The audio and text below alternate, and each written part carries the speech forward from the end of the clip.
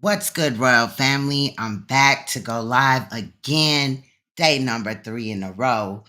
But today's video is going to be 2 separate videos, 2 different cases in one.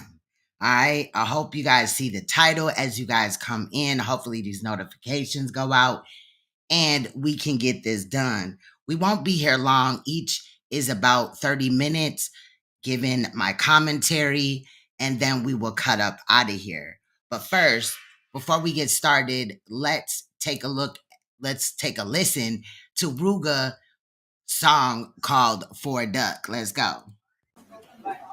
You should know he wrong. He a fucking white boy. It ain't exclusive if you don't shoot. And I know what I'm on. My boys on. And we gonna come. Because I know they not gonna play about me. They gonna kill shit. You know what I'm saying? And once we come, it's on. New Glocks and XDs. We ain't shooting till we test these. And we ain't stopping till we catch 3. Hit his crib and tell him catch me. They like they ain't playing fair, yeah, this shit that deep. Look, the other day I almost clapped a nigga. Whole time it's just a fan, he tryna snap a picture. That get back gon' be so real, we gotta rap a nigga. We just ran lurking, tryna catch a rapper nigga. And if we ever said it's up, nigga, then it's stuck, nigga. I'm the type to come through dressed up like a cluck, nigga. Now you box up in that corner and you fuck, nigga. And the last word that you heard was this for duck, nigga. And all that fake shit don't come around with it. Cause usually that snake shit come around with it. And usually the ones that fold say they down with it. You hanging with that nigga, he told you must be down with it. And they ain't gotta get close to you. Nigga, I can get you touched from an ocean view. I just make a call and they do what they supposed to do. Ain't no capping, boy, them scrappers, they stand over you. Like Dusky say, I got a bond with my shooters. And if they catch a case, then we just bond out the shooter. We might hit your crib like we running with the looters. You can try to run, but ain't no running from this Ruger. I catch the killer, he getting buried alive. No buried in 5. When my niggas want you, where you gon' hide? Better ride with that 5. And if we can't find you, we gon' get somebody that mean a lot to you. So you can keep on hiding and we gon' end up taking a lot from you. And ain't no question, I don't wanna talk. And ain't no drive-by shooting today, I wanna walk. We been at his crib some hours, today I wanna stalk. And we ain't leaving from his crib until this nigga caught. He coming out, I saw him in HD. Ran up on him with that pipe like, nigga, take these. Nigga stumbling and running, he can't shake these. Then all he seen was a flash, told him say cheese, nigga. Got a lot of shit on my mind, I just keep inside. Cause if I let it out, you might just see them demons fly. It's fucked up when you lose your nigga and see him die. That hit a part in your soul where you can't even cry. I done witness niggas change right in front of me. And I done witness niggas get changed right in front of me. Mama always asks me, son, what you wanna be? But it ain't what I wanna be. Mine, it's what I'm gonna be. I always been a humble type, but never been a mumble type. Was raised around them young wild niggas. In that jungle life, you wouldn't last a day. You don't want to see what that jungle like. Them youngers riding around with pipes. Them youngers, they'll take your life. Most of my niggas gang bang are locked up in a cell. Sometimes I ask the man upstairs, is we living in hell? Them shorties run up on your porch like they deliver mail. Them shorties run up with that torch and just deliver shells. See, I grew up in a city full of hatred, where they see you got a way out, but don't want to see you make it. They don't want to see you take it. They don't want to see you chase it. They gon' smile like it's love, but deep down inside they hate it. See, I came a long way from depression and welfare to Section 8. I thank God cause it's a blessing. Brothers in and out of jail. Lord knows my mama stressing. Thinking about the life I live. Like, will I make it to see heaven? Will I make it to see 27? I be damn, I be under a reverend. I be damn, I let a nigga get up on me. He gon' catch 6 from the 7. I done seen niggas hang with niggas who done told. So I don't fuck with them, you fuck with him, you done told. I can vouch these niggas bitches on bro now. And I can merch that on them niggas on phone now. If that was me, won't be no witness. Nah, if that was me, won't be no sentence. Look, so run up on me wrong, you better have your shit together. Cause them killers I fuck with, they be with whatever. My niggas hopping out with them deserts. We ain't come to send a blessing, but we came to send a message. Look, moral of the story, keep a weapon. If he tryna learn, he get burned. Cause I teach a lesson. Hollows open up like presents. When I shoot that Smith & Wesson for some shit he did in the past. Now he ain't present, nigga. What's good, Royal Family? What is good? Today we are here for 2 separate cases. Okay. Now, I'm gonna do the Chuck E. Cheese Predator first. First, shout out to the chat. I see you. You know you lying. What's up, girl? Crazy Third Eye, what is good? And Patricia. No, I haven't been keeping up with that case. I don't even think I covered that case. I'm kind of on a mission right now on these predators' ass that's up for parole, if you feel me. You feel me? But anyway, today we're here for two separate cases. I'll give the information about the second case when we get to the second case. But first, what's good, YouTube streets? Shout out to you. If you guys could, please hit that like button. I've been gone for a while trying to, get these notifications to go back out and stuff like that. If you don't know, I've been live for the last 3 days and I've been posting videos on my video list, just posting them. I will probably premiere some, but also I've been active on my true crime channel. And another thing, first, I wanted to say that I did receive a couple of very generous donations, and I really, really, really appreciate those. It does take time to do these videos. I'm not like just watching some videos off somebody else's channel. I'm actually editing what we're looking at, enhancing audio, like what was needed in one of these videos. I think it's case number 2, because I get it, the victim was very emotional, but it seemed like she was too close to the mic or the mic was turned up super loud. So I had to do some work on it, but I don't think it's perfect, but it's as good as we're pretty much going to get. I spent probably about 15, 20 minutes, and normally I just kind of know what to do to fix the audio, but that mic was out of pocket and she was very emotional. So of course, when you're crying and stuff like that, it is really sometimes hard to articulate or, you know what I mean, pronounce maybe the words or whatever. So, but that portion only lasts for about 2.5 minutes. What's good, Wax Dog? Shout out to you, bro. Again, we're looking at predators today, and we've started to look at the parole hearing, specifically in Louisiana for now until I get the drop of any other, Zoom links that are out there that we can utilize. However, story number 1, we're going to start with the Chuck E. Cheese predator, Gary Jamerson. Okay, DLC 43159. What happened here is he raped his underage stepdaughter and actually got her pregnant. Now, one of the board members, Miss Jackson, said that family is important. She's going to say that. But I'm just kind of wondering, if family is so important, then why did he rape his underage stepdaughter? Obviously we know that is inappropriate actions, but the fact that he's up for parole, basically what he did was he was out at Chuck E. Cheese at a birthday party for one of his other children, and a family member had called and told, his parole officer that he was at Chuck E. Cheese. Now, I'm not sure about what point he got arrested, but he got arrested and held on a DOC hold. If you are on parole and you violate a condition of parole, or they believe you did, they will put you in like jail and then put you on a DOC hold, and then you have to meet with the board. So that is kind of what's going on in this situation. Now, just to let you know some details about the case prior, let me see. The son that he had with the stepchild that he abused some years ago, first of all, he has, I believe, 18 years over his head. I had to rush with my notes, y'all, because I had 2 videos to edit. But his son by the victim was not there, but his victim was there. Now he's going to talk about this letter that, he had wrote to his probation officer, or the victim did. And allegedly that's supposed to, allow him to be around his victim. They do have a child, but I digress. He worked for a few months.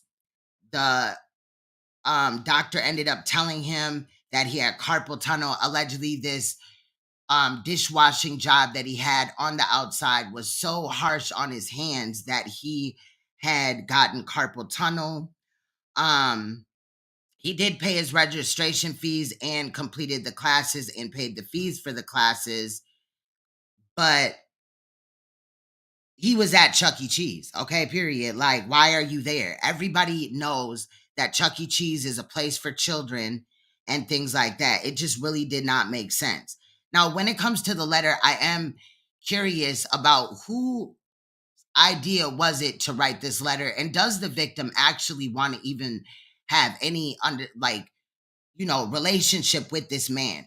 Now, the man's going to say something to the tune of the effect that his ex-wife, he was there like chilling with his ex-wife or whatever and things like that. But how does the mother feel about that in this situation, that this man abused her daughter when she was younger, got her pregnant, and then now is going to be around the family? It's just kind of weird to me, because protect the victim, and then the victim, I'm sure that the child was a blessing, but the victim has to deal with the fact that one of her children at this point is the product of a rape, and then to have to be in the same area. Did the victim know that he was going to be there? Again, the mother nor the victim speak. Nobody comes up to speak in this situation, which I really think is odd. And he had talked about how he didn't even meet his other son, and probably not even the son that he had with the victim, before he had, since he had gotten out to the time that he got arrested, which was about 8 months. So he did make it 8 months. However, he only worked 3 months and then came up with this excuse and said that he was doing odd jobs, which is kind of weird to me. Okay. And I'm also wondering where parole is with this whole situation. Like, they should be gainfully employed. Him having carpal tunnel really doesn't matter, especially if he's doing odd jobs, allegedly, right? That may lead you to believe that maybe he worked at a temp service, or maybe he was just helping out in the community, but I'm pretty sure he had to still use his hands. Anyway, the parole board is convinced that he has owned up to his actions, and I got a problem with that. Now, a little spoiler, I got a problem with this case, but the next case, I really don't. I think they handled it good. So, there's going to be some cases I like and some I don't. But anyway, with no further ado, let's check out this case, being Gary Jamerson, DLC number 43159, the Chuck E. Cheese Predator. Let's go.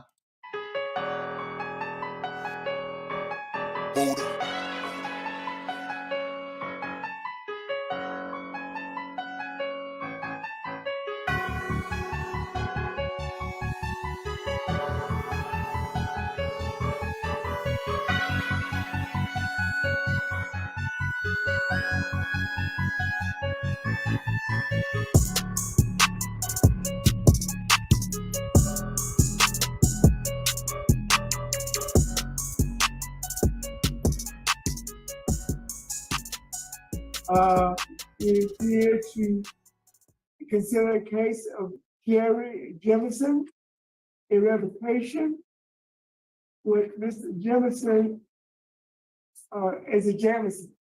Now, throughout this, I will be dropping my commentary, but I also want to note, since doing these style of videos or whatever is new to my channel, especially this parole board is mostly senior citizens, and this man right here, I think his name is Mr. Roche or something like that. He is, old, and his voice is kind of different in my opinion. I ain't knocking nobody's voice out, but it's just odd to me, and he speaks very slow. I did speed up some of it though, but it's not even noticeable at all. But, yes, sir. Mr. Jamerson, would you please give your full name and your Department of Correction ID? Gary Jamerson, 43-1959. Thank you, Mr. Jamerson. My name is Alvin Roche. I will chair the panel.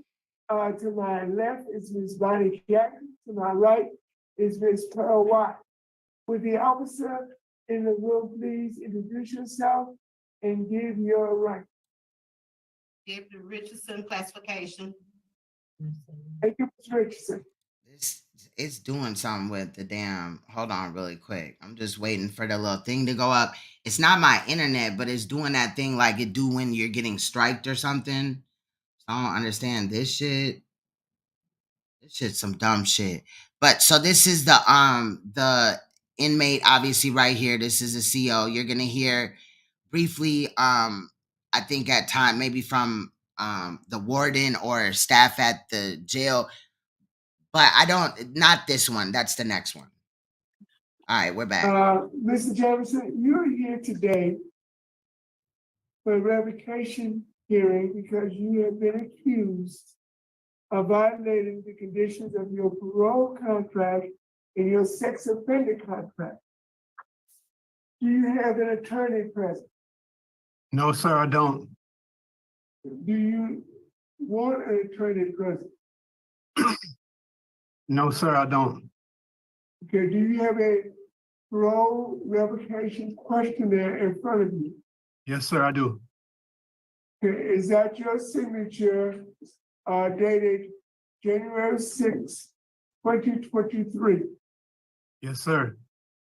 Is all information correct? Yes, sir.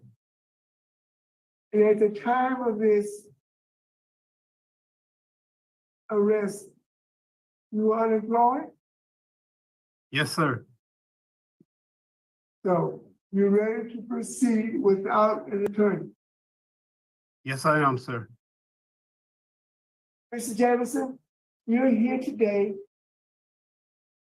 for a revocation hearing because you have been accused of violating the conditions of your parole contract and your sex offender contract. Condition number 4, you committed the offense of unlawful presence of a sex offender on December 10th, 2022, when you went to Chucky Cheese, and which has a freestanding video game arcade within that business in Bossier City. The victim of your crime was between the ages of 7 and 11 years old. Therefore,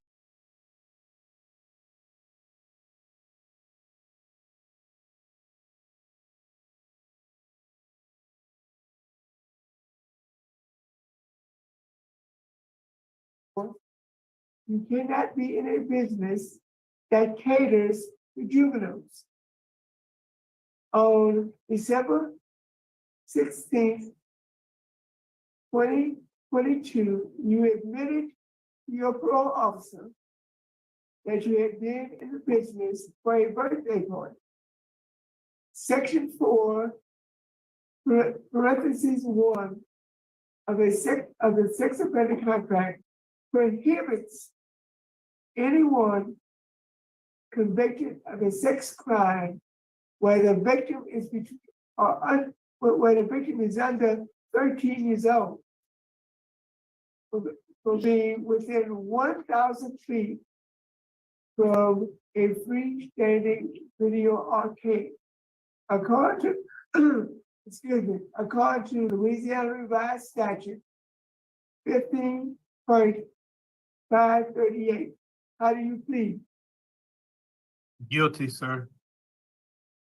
Your case has been assigned to me, Mr. Jamerson.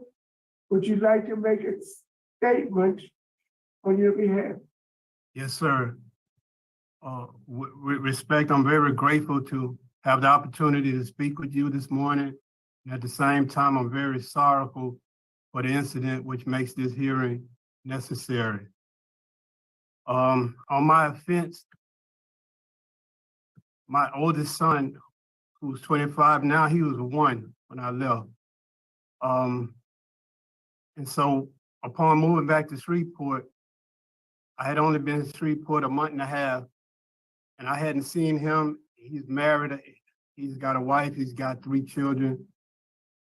And it was the Christmas season, and this is my first time being out for Christmas, and my grandson was having a birthday party, and the excitement and the emotionalism and the holidays, sir, I made a very poor judgment mistake. I had a lapse in judgment. I made a disastrous decision that has brought disastrous consequences. Okay, Mr. Jamerson, at the time of the parole, you reported to your parole officer within 72 hours of your release. Am I correct? Yes, sir. At that time, did the parole officer go over your parole contract with you? Yes, sir, he did. And you signed that contract. By signing that contract, you said that you would follow all stipulations of that contract. Yes, sir, Mr. Roche. You al-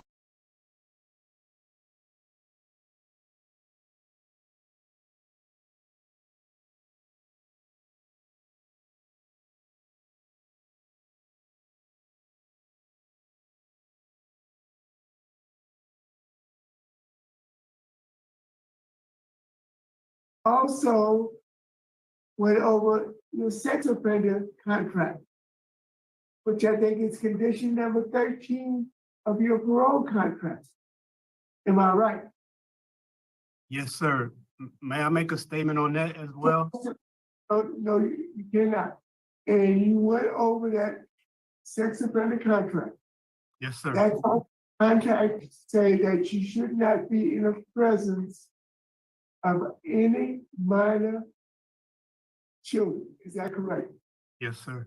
It also stated that you couldn't be in any business or establishment other than a business that had a freestanding video game arcade. Yes, sir. Did you receive an invitation to your grandson's birthday party? Yes, sir. Where did that invitation say that party would be? He said it was gonna be So where was that birthday party at Chuck E. Cheese, sir. Okay. How old are you, Mr. Jamerson? I'm 59, sir. Do you know exactly what Chuck E. Cheese is? Yes, sir. Where parents, grandparents take their children and have a good time, and sometimes the parents and grandparents sit at a table and let the children just roam and play with the video games. Yes, sir. Is this a place where sex offenders should be? No, sir. And you deliberately, premeditatedly walked in that door, knowing that your victim would be there. I understand your victim was there, because the victim was your stepchild. Am I correct? The victim was there. Yes, sir. And she was your stepchild. Am I correct? Yes, sir. And from this offense, I understand it was result was that you have a son about your stepdaughter. Am I correct? Yes, sir. Was your son at the birthday party? Not my son with my former stepdaughter. No, sir.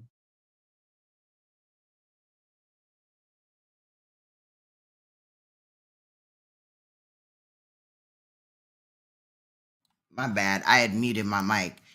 So he went to Chuck E. Cheese. He knew it was going to be at Chuck E. Cheese. His child by the victim, which at the time was his stepdaughter, who was between the ages of 7 and 11. She's there.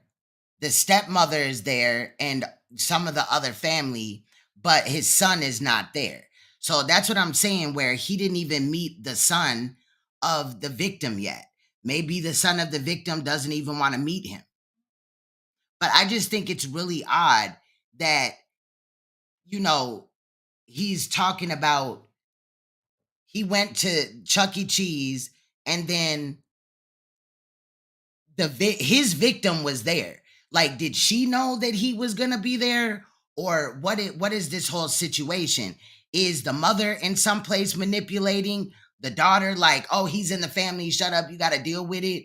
Or what in the hell? Now, in a minute, he's going to talk about a letter that said victim had allegedly wrote. Okay, is this letter notarized or what? But in my opinion, a letter does not mean that this man should be let around his victim, since sexual predators, they groom the victim.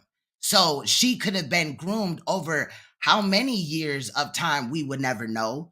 But it's just very odd that he speaks about this letter. And again, was it even notarized, or was it just like some cockamamie ass letter that his ex-wife wrote up, or he wrote up, or somebody else? But your stepdaughter was there. My former stepdaughter was there, Facts, sir. Jeanette. Facts. Good memories. Fun. Facts. So you not only violated your sex offender contract, you violated your parole contract because you came in contact with the victim. My parole officer told us, me and Ms. Darnell, that as far as that consent, she would have to consent in writing that she didn't have a problem communicating with me. And our parole officer. I understand all that. But you went into an establishment with a freestanding video game arcade, knowing that you were violating your sex offender contract. Now, right? not only are the kids that are at the arcade in danger of some sort when this man was there, but also the children that came with the family to support the family, to support the little boy's birthday party, which is not the victim, or anything like that. Like, it's his grandchild, but by his other son.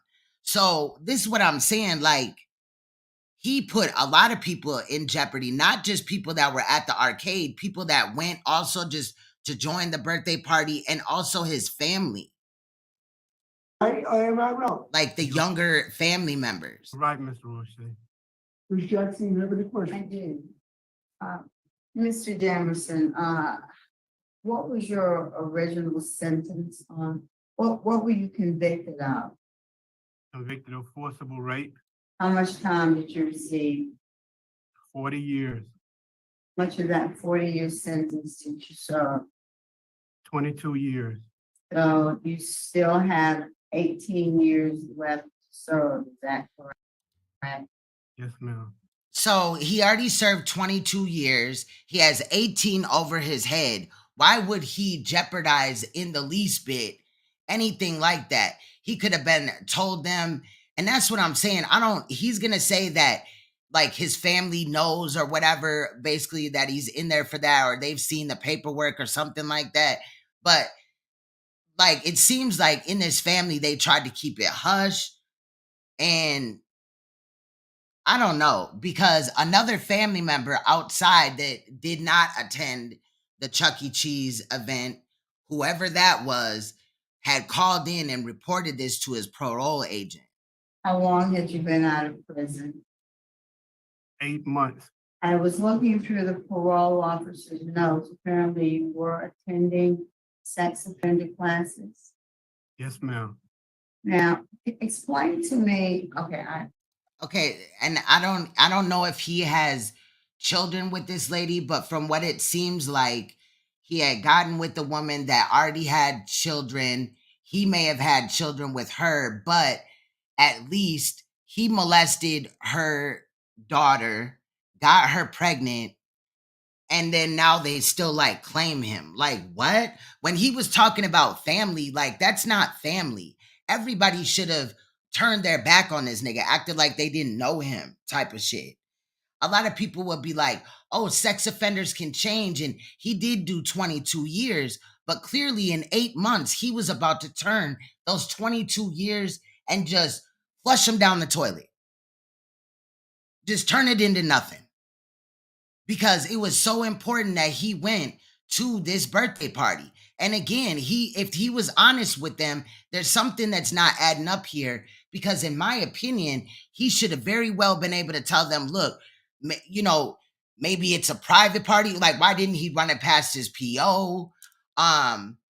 Or, you know, they have an event somewhere where it's not specific about children. But also, at the end of the day, I think one thing that breezed over the parole board's head, or at least Mr. Roche, I believe his name is the fact that there was probably other children that came with the quote unquote family, which we're going to call it step family.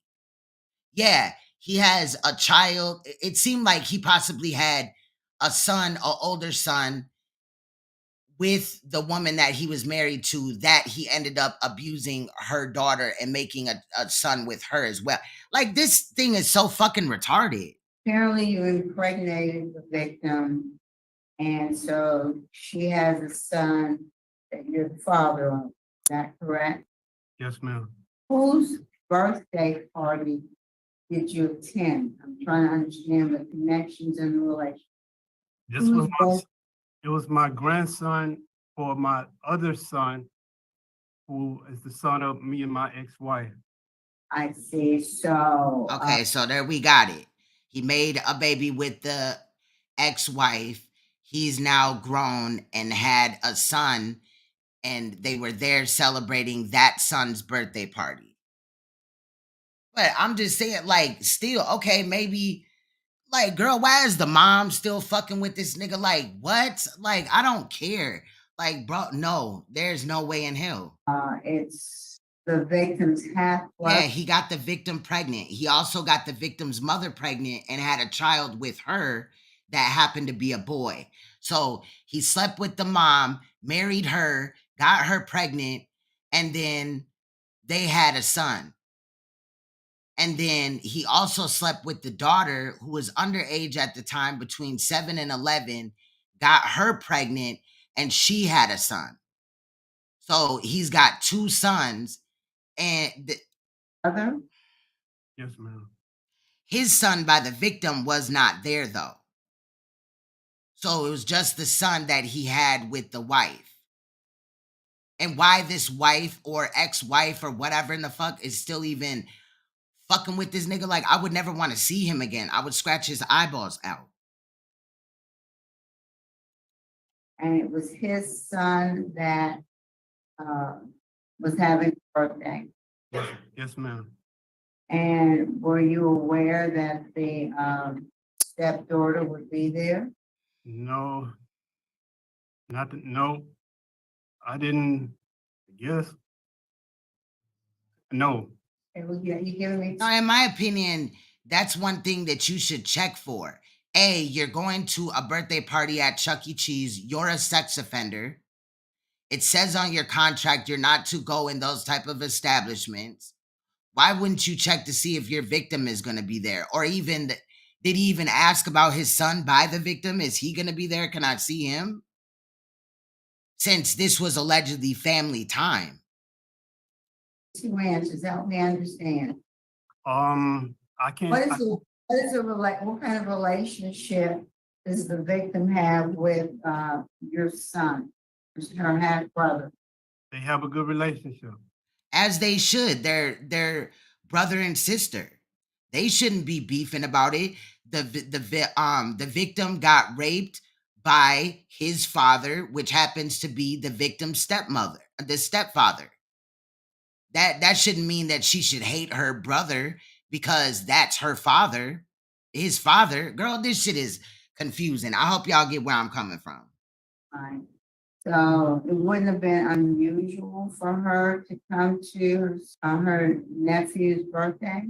No, it wouldn't have been unusual, ma'am. Why do you think about that before you went? If I may, we were under the belief that through my parole officer that having done that letter, and she sent a letter to my sentencing judge and sent a letter to him, and he advised me to carry a letter with me, we were under the impression that we were in compliance with, because that's what he told us to do. That's what he informed Ms. Donnell to do. So again, with this letter, was it like notarized? You know what I mean? And a letter doesn't really mean nothing. Like, I'm just wondering, like, the mental well-being of the victim in this situation, not to attack her or anything like that. But why would you want to just, and I'm saying this, chill. I'm mad at the situation. I don't like dude. I think he's manipulating in this situation, but I have no issue with the victim. But I would just like to know, why would you even want to be around this scumbag? Possibly it seemed like her son wasn't interested in going to the birthday party because he wasn't there. The product of the rape that this man had done on the underage child at the time. It didn't seem like he was interested in seeing it. So why would she even be there? And why would a letter just fix that? He should have no contact with his victim, period, child or not. There should be a no contact order to protect her, period, because manipulation is a motherfucker. Your parole officer, what kind of letter are you referring to? It's a letter where she stated that She who? Miss Darnell, my Thanks. former stepdaughter, Right. saying that she was not in objection to communications with me and with me coming around the family. And so she wrote that. And why though? And how do we know this for a fact? Why didn't she come and speak at his parole hearing? She could have. It's on YouTube. They give you the Zoom link. Also, why she couldn't come there and speak? The mother of the victim, I don't know why she's fucking with this dude or still letting him around. Whether you got a child with him or not, it's sick to still parade him around your alleged family, calling it family time. What he did to your daughter, ma'am, is sick. He took advantage of your child and made her an early mother. And then let's talk about the fact that oftentimes children that have children, like they're a child when they get pregnant, especially between the ages of 7 and 11, get pregnant, and then they may die, or it may ruin their womb for later on. Letter to whom? She wrote, she sent a copy to my former PO in St. Tammany Parish, Brandon Warnado, and sent a copy to my sentencing judge. Okay. So how did the parole officer become aware that you had attended this party? Okay, my parole officer here, Agent Dupree, he informed me that some member of the extended family called in and told them I was there. But your stepdaughter, your former stepdaughter, was not the person who informed the parole. That's correct, ma'am. Now, whoever called, shout out to them, but it could have been a number of people come to mind. I'm not going to blurt them out, but possibly, they were concerned. This man is not supposed to be in an establishment like that. And then also, in reality, I feel like they were also concerned about the family members that would be underage, that would be around this man during that time frame. And I can certainly understand, Mr. Jamerson, after having spent 22 years in prison, that you would want to be around your family. I do understand that. I do. And it was a lapse of judgment. So how did he want to be around his family so bad, but he spent all these years in prison because he raped his stepdaughter and got her pregnant? How is family valued to this man? When he got out of prison and his immediate thing wasn't, to see the son that he got by the mammy ass stepmom, in my opinion. She's stupid. I would never let anybody around my children to harm my children, but then I would never after they have served some time, I don't care, 22 years or not, then let them around my family to maybe possibly let's see what happens. No. Go to Chuck E. Cheese. I'm just one person, but I don't know that lapse of judgment There was another 18 years. That's just me. What have you learned from this mistake? Ma'am, I learned that there is no one and no thing worth me jeopardizing me complying with the provisions of my parole, with me complying with the provisions of my parole. Nothing and no one. What how long when were you detained? You have been detained since December of this year, is that correct? December 16th, yes, ma'am. From May 16, when you were paroled, until December 16, and Yeah, Manuel. that 6-month period, were you employed? I had a job for about 3 months, 3 days after I got released as a dishwasher at a restaurant. And then I got carpal tunnel. My hands started acting up real bad, and I went to the orthopedist, and he said I have a severe case of advanced carpal tunnel. So you've been locked up in prison for about 22 years. You finally get out. You hold down a job for 3 months, and then it's washing dishes. And then you're like, oh my God, my hands just out of the blue just hurt so fucking bad all the time. And you go to the doctor and they say you have carpal tunnel. Oh, okay. I thought that, he should be working. He should be, in society. Like, And so I began to take odd jobs and was there kids at the restaurant he worked at? Like, how did this go? in St. Tammany Parish, and I was able to maintain my rent and my fees and so forth. Now, because he was able to maintain his rent and his fees, mainly his fees that go back to the state of Louisiana or whatever program associated, but that's really all they care about. You were current with your fees? Because I don't see the latched as a violation. I didn't understand you, ma'am. I said, so you were current with your fees? Yes, ma'am. Did you have to pay for the sex offender treatment? I had to pay for the classes bi-weekly. How much was that? It started out at $20 every 2 weeks, then it went up to $25 every 2 weeks. And you were paying that? So he had to pay what? Motherfucking like under $100 a month for these classes, and they're so excited about that. That ain't shit. That as well? Yes, ma'am. When it says He could have manipulated somebody in the family to pay all that shit. Get you a 10 before you got detained.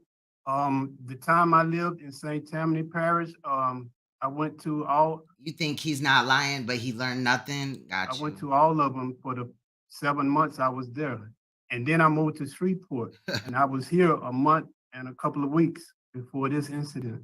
All right, that's all. Thank you. Did I say typing or washing dishes? So why did you move to Shreveport? What was the rationale? But this is my hometown, man, and I wanted to move home. I do have some family still alive, still here.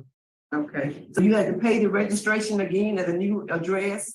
Yes, ma'am. I had to pay fees again and had to register again. Yes, ma'am. Okay, again, it's more about the fees. The fact that he was paying the fees, they want their money out of him. So, but it was worth it for you to move from St. Tammany to Shreveport to be around family? I thought so. Yes, ma'am. Okay. And that transfer went smoothly, and that's good. You did, do any of your family members have a copy of the sex offender contract or a copy of your conditions of parole? No, ma'am, they don't. So they didn't have a copy of the conditions. I thought maybe he said that they did or something. In my opinion, long story short, I feel like he purposely didn't show them that paperwork because that makes it more real. You know what somebody, may have went to jail for or whatever, but when you see the paperwork and you see that they're not supposed to be around children, then, it becomes more real. And maybe it was on his behalf, like the stepmom or his wife or whatever, stepwife, or well, not stepwife, child, what the fuck? His ex-wife may have, overlooked the situation. The daughter maybe was manipulated into overlooking the situation. But, bro, this Some ain't right with this. I feel like most of the family was not really privy to what the fuck was going on. And that was because he was trying to be shady and not really tell them what was going on. But some family member or a close friend had called in to let the parole agent know that he had violated by going there. Let me just present that to you, that you give them a copy of your conditions so they can help you stay between the lines. Yes, ma'am. So they will stop. And that should be common sense. If he was really trying to come out here and, walk the straight and narrow. But you'll see that in a lot of these cases where they really don't, go through the details or provide the paperwork for their family or whatever, and then it ends up being an issue stuff that or exposed. Allowed to go to. Yes, ma'am. That's all I had. Mr. Jamerson, I will be quite frank with you. You deliberately, premeditatedly violated your sex offender contract because you knew that you shouldn't go. And that letter is for the victim. This was not a private party. You were in the presence of the public. There were multiple parties celebrating birthday parties and there were children that was not a part of your party. This is a part of the Louisiana Revised Statute to protect young people in the state of Louisiana. And you deliberately violated this. If it was a house party and you had that letter, it would be a different thing for me. But you deliberately violated your contract. You're doing well in Slidell and the surrounding area. But you chose to move back where family was because you wanted to be in the company of your family. That also includes their children, which you should not be in the same business of house or facility. You understand what I'm saying? Yes, sir, I do.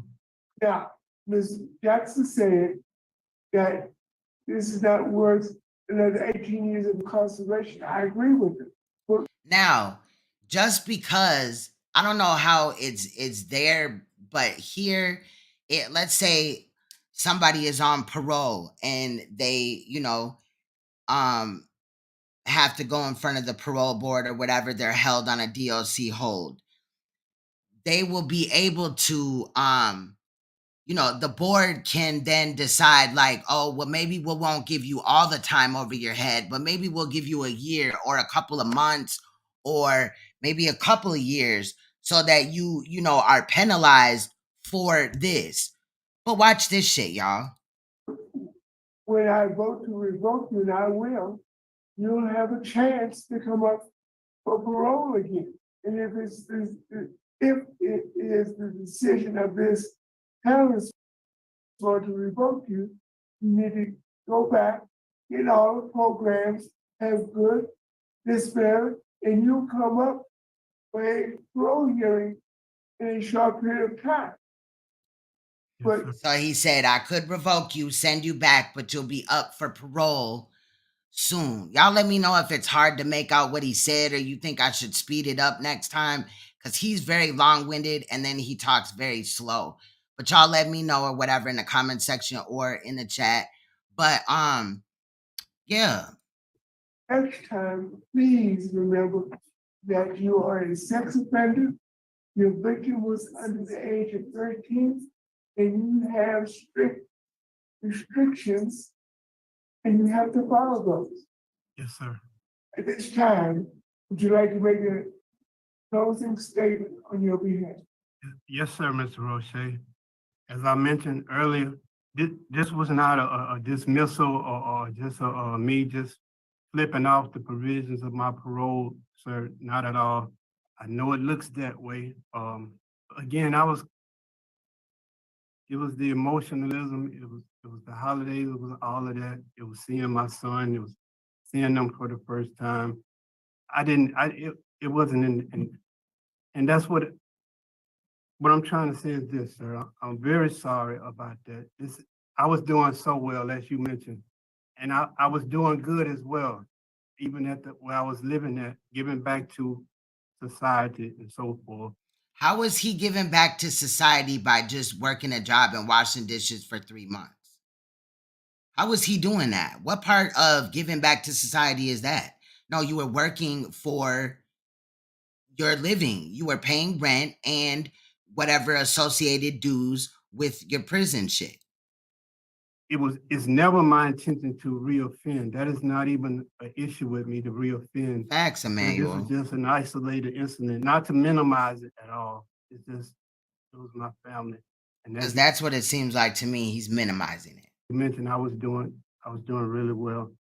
And also to restate again. And in reality, no, he was not doing really well. He got out of prison. He was out of prison for 8 months. 3 of those months, he worked as a dishwasher.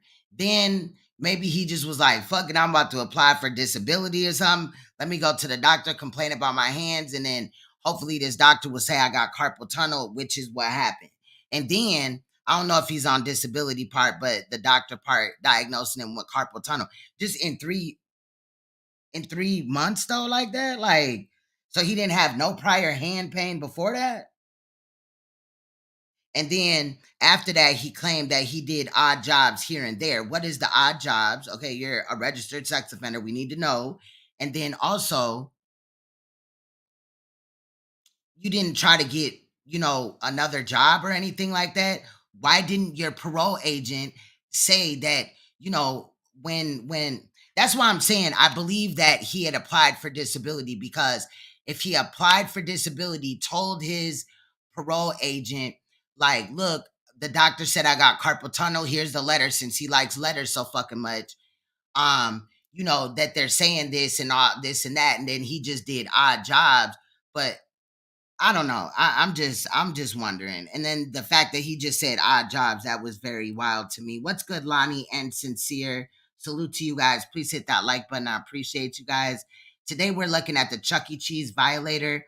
Basically, this inmate right here, Gary Jamerson, he's only temporarily an inmate, but he had violated his parole. He had went to prison for 22 years, had 18 years over his head at the time of parole, for violating his, at the time, wife's daughter, who was between the ages of 7 and 11. He then got her pregnant, and upon his release, while he was out for the 8 months, he decided that he wanted to go to a birthday party of the son's son of the baby that he had with his wife, his then at the time wife. So he's, up for violation, in my opinion. They could have sat him down for a little bit. I mean, he was in Chuck E. Cheese. He put not only the people in Chuck E. Cheese, like the children, at risk, but he also put at risk the underage children of the family. And I'm pretty sure he's not even supposed to be around anybody that is under 18. I was under the impression. And then even if they say, well, it was supervised, well, you got a mom that clearly don't give a fuck about her daughter, or is not speaking up on her behalf, because she still got this nigga around just because they had gotten married. And then he abused her daughter. And then, she failed to get him out of the life, their family's life. Like, you would have never been able to come back. That I would have made sure you never got out of prison. Advisement of my parole officer that in the absence of any other information, that letter was substantial enough, because we didn't get any other information from anybody. I brought it up to him every month at visits, and he kept saying that, they never encountered that before, and so that's what he advised us to do. And so they advised him to write a letter. Again, was this letter notarized? But the letter is allegedly from the victim, saying that she ain't got no problem being around him. I don't know if she brought up the fact that they have a child that also was not at Chuck E. Cheese. So this man wasn't important enough for the child of the victim. He didn't want to go. So I'm just saying, like, was that a choice? Like, I wish that the mother and the victim in this case would have really hit the Zoom link or showed up at the parole hearing or whatever they had to do, because at the end of the day, I think hearing from them or their take on it would have at least given us some more answers, but also, you know, maybe they were against it, or maybe we could have spotted out some manipulation here, whatever. But I'm just saying it's very odd that they weren't. If, you know, family is so important, why wouldn't they show up on his behalf and speak? It seems like he didn't try to notify them or let them know, but he may have had communication with them, but he didn't tell them like, hey, hit this Zoom link or go here or whatever, so that you could talk to the parole board. It's just weird that they're not there. I thought I was legal under that. Mr. Jamerson, you What's up, Leonard? are giving that letter more scope than it had. It said that you go around the victim in your family. It didn't say you could go to a public place where there's a freestanding video game arcade and mingle among the crowd, which included minor children. Yes, sir. That letter was for the victim and your immediate family. Now, I have one question. And no, if the victim wrote the letter, did everybody in the immediate family allegedly sign this paper? Because he's only related to that family by the victim that he had molested at the time, and the child that he made with her, and the child that he made with the victim's mother. That's it. It's not like, you know, it's so complicated. You know, they got several kids together and all this and that. No, it's really not. Question before I call for the vote. We have been in Shreveport a month and a half, 2 months before the birthday party. Fact. And I think he moved in September, October. Am I right? I moved in November, early November. Early November. So you had been there a month and a half. Why didn't you see your son before that? You said that was the first time you were going to see your son. You went to Shreveport, Louisiana, a whole month and a half, and not once did you see your son until you went to the birthday party. Why did you wait to see your son at a children's party? I did not have transportation, sir, and he Yeah. worked. Thank you, sir. Thank you, sir. Are we ready to vote? It just sounded like another excuse was about to come out his mouth. All right, they're about to rule, you guys. Jamerson, I find you guilty of violating condition number 4, criminal activity. I also find you in violation of acts against section 4.1 of the Louisiana Revised Statute. Sex offenders who've been convicted of, and a victim that's less than 13 should not be within 1,000 feet of a video game arcade. And I revoke the supervision. Now he revoked his supervision, which would lead you to believe that this man is going back to prison. That's why. Mr. Jamerson, I'm just gonna be honest with you. Last night when I read this before I met you, I was just kind of predetermined what I was gonna do. That's why these hearings are so important. I'm a retired probation parole officer. And we do look at your history. We look at, for me, it was your honesty. You didn't, you know. His honesty? You didn't do a dog and pony show. You owned it, but you did. But that's, sometimes I be wondering, do they, you know, I know these devices are connected to, you know, the situation at hand. Like there's information in there about cases and stuff like that. But do they be switching screens, getting on Facebook, Snapchat, or whatever else they would like to look at? Because was she really paying attention? Yes, he admitted that he was at Chuck E. Cheese, but that was really undeniable because in reality, they could have went and pulled the cameras from that date and time. So his best bet was, if he knew in the door that if he would have said, no, I wasn't there, whatever, they would have been body slammed him already. that's why I asked you about the conditions of your contract and the conditions of parole. Don't have nothing to do with the letter. Your sound footing is on the conditions of parole that you have a copy of and your sex offender contract. That's where your solid footing is on. And I agree, Emmanuel. I agree. and I may be wrong, but I got the impression that when you got invited to that party, you were so elated because you felt like your family was welcoming you, and you had been invited to anything, and like you said, you just lost it. And he shouldn't be invited to anything, especially not a birthday party, especially no event where the victim is going to be, letter or not. Family is so important. Again, we don't even know if the letter was really notarized. Was it really fucking written by her? And everybody in the family did not sign it. He's not supposed to be around kids. I don't care if he's related to them, his kids are related to them, or anything like that. For that reason, that's literally just waiting for another type of situation to arise. Like, it is kind of like dangling meth around a meth addict. They're gonna try to smoke it. My vote is to do not revoke and return you. I'm just one vote though. You admitted to your violation, and I do find you guilty. And I want you to report to probation parole for the next 3 weeks, if you get out weekly, to get acclimated to supervision and what you're supposed to do. And again, now in the future, you'll see why I believe that Miss Jackson and Miss Wise, so these two ladies right here, no disrespect, but they come off super mammy-like to me, because in a lot of situations, I've noticed that if the offender is Black, they will jump out the motherfucking window to, act like they've seen so many, things that this person did, or their honesty, or this, that, and the other, and they giving them the benefit of the doubt. In reality, you know what I'm saying? I'm sorry, but that's how I feel.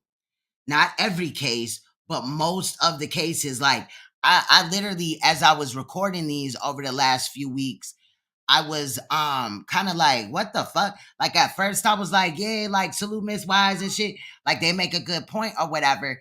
And then I slowly started to see that it was different if the offender was Black. Now, this dude right here, and then the other people that be on there, in my opinion, they really don't care. He's actually Black, but he's like mid, like he's light. You know what I mean? They from Louisiana, so he Creole or whatever. Anyway, he'll normally weigh in, but this one had me disappointed at him. Like, it's only 3 of y'all, and Miss Wise already said, she think he should get out. For what? So he could go to another establishment and find a way to try to maneuver around the regulations of his parole? And I encourage, or so he should get out, so he could get out and maybe abuse one of the family members in this alleged so-called family? To give your family, actually, when you report in, ask for a couple of copies of your sex offender contract. Yeah, it is, Lonnie, it is. Copies of your certificate of parole, and let your family see that, so they'll know. And they'll know how to invite you to stuff that you can attend and won't violate your freedom. But maybe they should have said that we're going to tell your parole agent to sit down with your family, since there's so much family involved. And again, this is just the family of his ex-wife or current wife or whatever, the one into which he had abused her daughter and got her pregnant at the age between the ages of 7 and 11. Okay? I'm just one vote. That's what you see. Thank you, ma'am. Mrs. Jackson. Ms. Jamerson, I was looking through the big facts, definitely violated. Parole officer's notes. And I don't think I've had a sex offender, even when I was a judge, who was in complete compliance the way you did. You did everything that you were supposed to do. No, he didn't do everything he was supposed to do. He knew he wasn't supposed to go to that to the birthday party. He knew he had no business walking in Chuck E. Cheese. Paid for your registration and notification. Again, it's all about money. She said you paid for your registration and all this and that, the classes, the shit, the money that goes back to the state of Louisiana or whatever, appropriate program associated. Paid your other fees. You You did everything you were supposed to do. You went to sex offender treatment. And sometimes we And forget did it teach him anything? Because he was about ready to throw 22 years down the drain. the sex offenders, and I wouldn't say this was a terrible crime that you committed, but you're a human being and you have emotions. And family is important. And sometimes we make it so hard on sex offenders that we set them up to fail. I don't feel like he was set up to fail at all. And if family was so important, again, why would he, A, cheat on his wife with her underage child and then get that child pregnant? If family is so important. You know, it's so important to this man. You know what I mean? He's the father of the fucking year. And I have seen that time and time and time again as a judge. You're too poor to pay for the notifications because you can't get a job. You can't get a job because you're a sex offender. You can't live certain places because you're a sex offender. Well, then maybe he shouldn't be a fucking sex offender. Why don't we baby him and change his diaper and give him a bottle after this, you know, this meeting and shit? You know, it's poor him. He knew the consequences. It's not like they just make up shit as they go with, you know what I mean? Like, it is what it is. He knew the consequences. He knew he could go to prison. He knew that he would have trouble getting out. A felon already has trouble unless you know how to maneuver in the correct way, lawfully. But he just, like, I just don't get it. This is what I'm saying. Like, Miss Wise and Miss Jackson, in my opinion, at least will build up cases from here on out where we look and see how maybe she or she responds. But in this case, they're mammying for him. And so we put so many restrictions, and rightly so, because some sex offenders are dangerous predators. He wasn't a dangerous predator when he had fucked a child between 7 and 11 and got her pregnant? Huh? So, and rightly so, but again, we can't lose sight of the fact that we're dealing with a human being. And I can understand your need to be in Shreveport with your family. Right, like he just facts to that. Because when we do parole hearings, one of the things we look at is there a family support network around the person. Exactly, and our children are our future. Not to sound corny, like I believe, no, but dead ass. Like, why would we continue to just jeopardize their upbringing? You know what I mean? Like, Didn't what? have that in They sight. need to literally start locking these people up.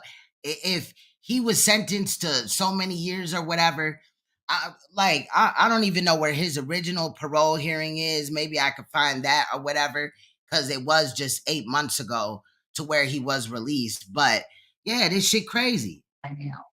And so it's the only natural for you want to be with the family, and I understand that. So today my vote is going to be do not revoke. Oh, she probably definitely does, or maybe she's down with the shit. To return you. And the only reason why this case really came out in the open is because they had, you know, a child between 7 and 11 that was pregnant. Supervision, and add the same special conditions as Mrs. Wise. I think you learned from this experience. I don't think you were there as a predator. I don't think you were leering at other children. You were there because you wanted to have that opportunity to be with the family. Is she a mind reader? Is she a psychic, though? Repeatedly, sex offenders go to the sex offender treatment. They'll pass. They'll have good standing in prison. And then they'll get out and they'll fucking violate by abusing another child.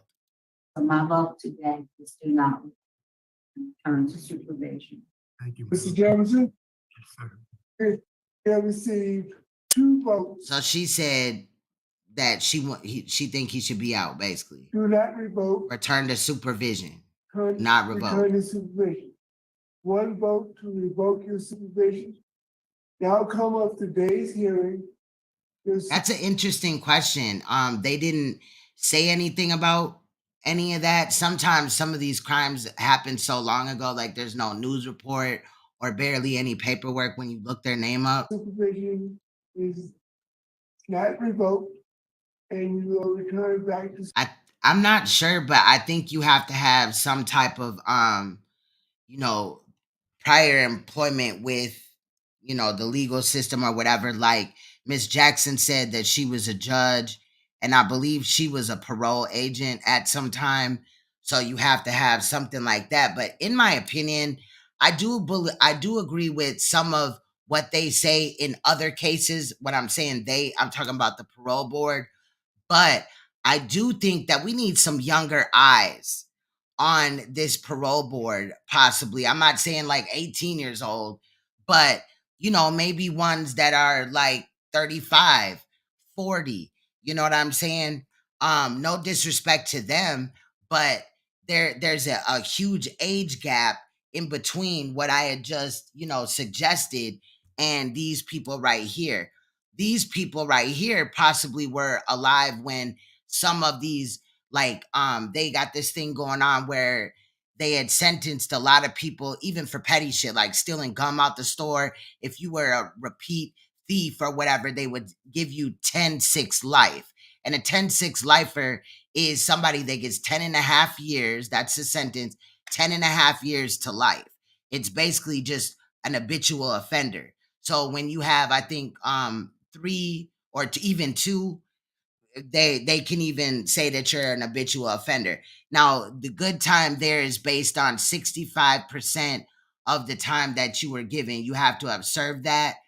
But I think they were a little bit too early with this man right here. Have a good day. Thank you, sir. So of course he's Thank happy. you, panel.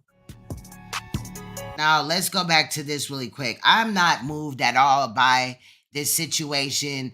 I feel like that dude, he very well could have got put back in prison or whatever, right? They could have obviously revoked his parole, sent him back to prison, and he would have had to wait a substantial amount of time or whatever before, he was up for parole again. Maybe even I don't know if it's just like every 5 years everybody's up for parole, or if it's every case is different, or how this goes in Louisiana. But I do think that he should have gotten some time, at least like give him like 9 months in prison, let him rethink his motherfucking shit, because he knew what he was doing. And I do believe that there is manipulation when it comes to the letter, the whole situation with the letter, the fact that the mother nor the victim, that he had gotten pregnant when she was a child, the daughter of his wife or ex-wife, was not there to speak. If it's so family orientated, why wouldn't they use that as a time to tell the parole board, like, look, no, we really want him around. He offers this, this, and this to the family, or we don't want him around, or whatever. I really would have just laughed at them if they would have came in here caping for him. But in reality, I'm just wondering, since it's so family orientated, why they could not support that. He went to allegedly go see them. It was, a meaningless thing, birthday party at Chucky E. Cheese, and the family is so connected and they just fuck with him again and all this and that. So why weren't they there to support? And again, this man could have never valued family when he's violating his wife's daughter. The fact that the nobody told him allegedly that the victim would be there, I think that's bullshit. I think he knew the victim would be there.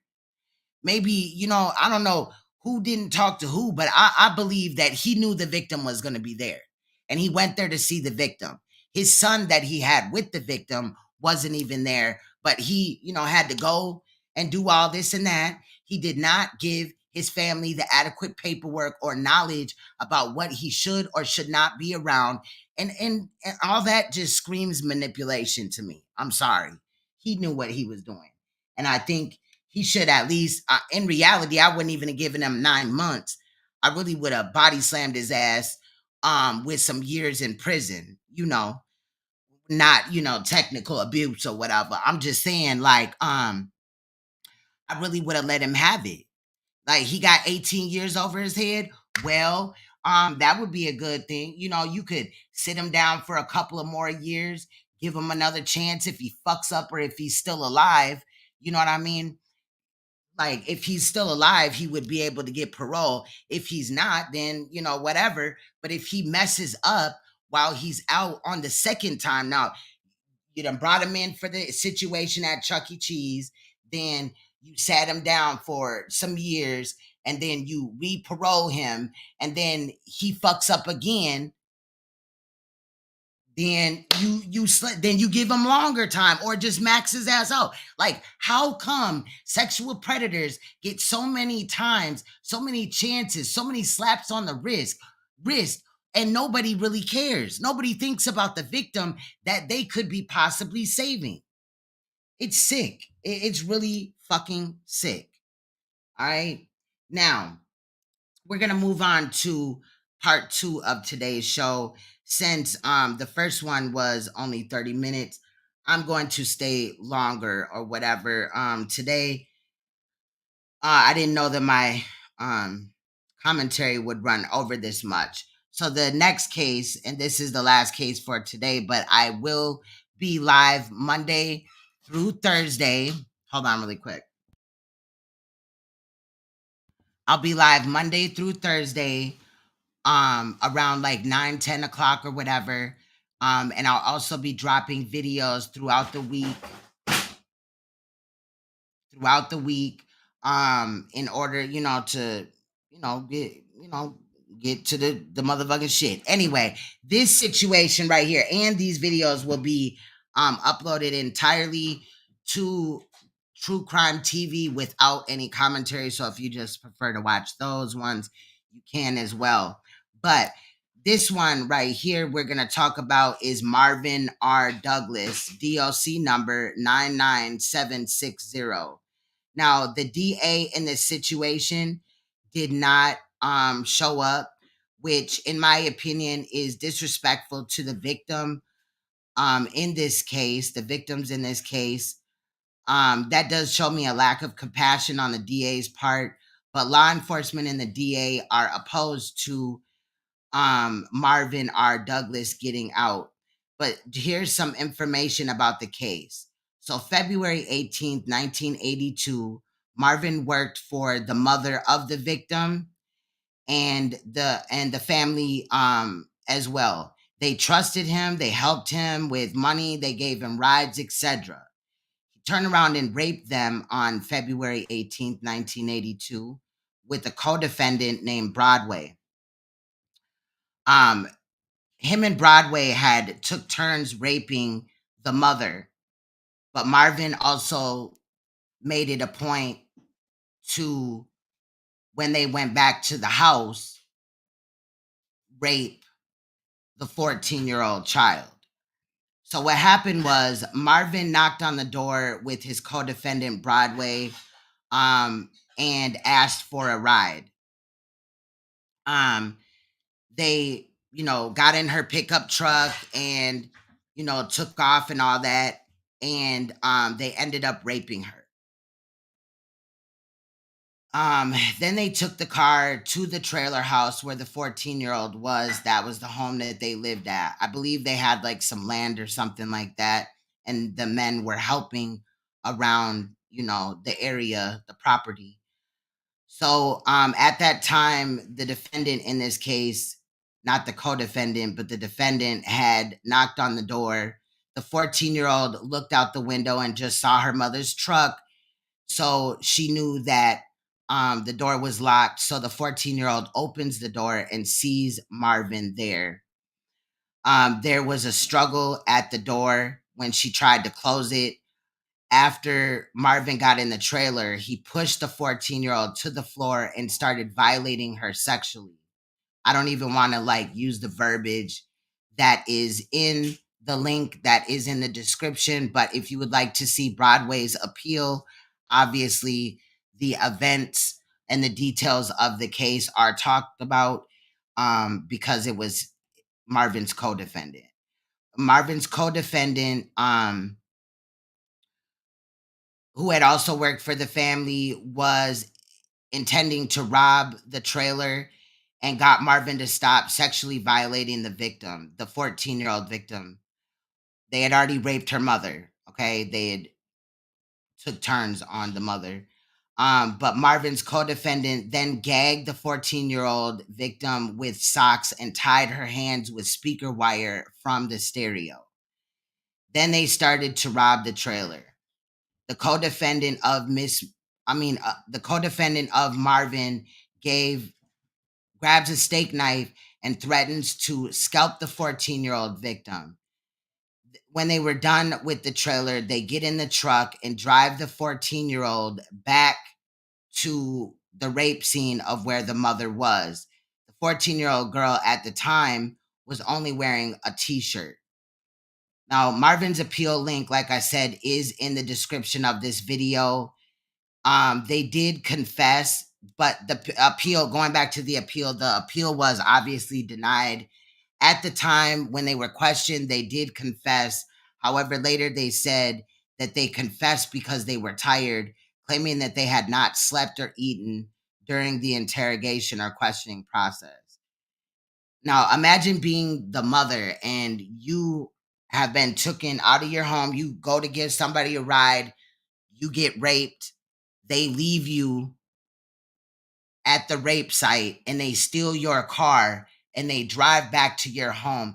Imagine how that mother felt when she found out that they also violated her daughter, or just thinking about what are they going to do something to my daughter, anything like that. These men could have took this child's life as well as the mother. So with that said, we will start with this video on it. Is about 30 minutes long. And then we'll wrap it up. I was proud of the board, however, in this case, but I have some things to point out, so obviously I will give commentary. And this is the case again of Marvin R. Douglas, DOC number 99760. Let's go.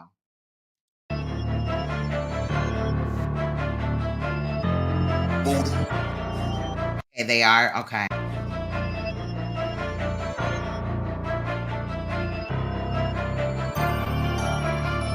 Point.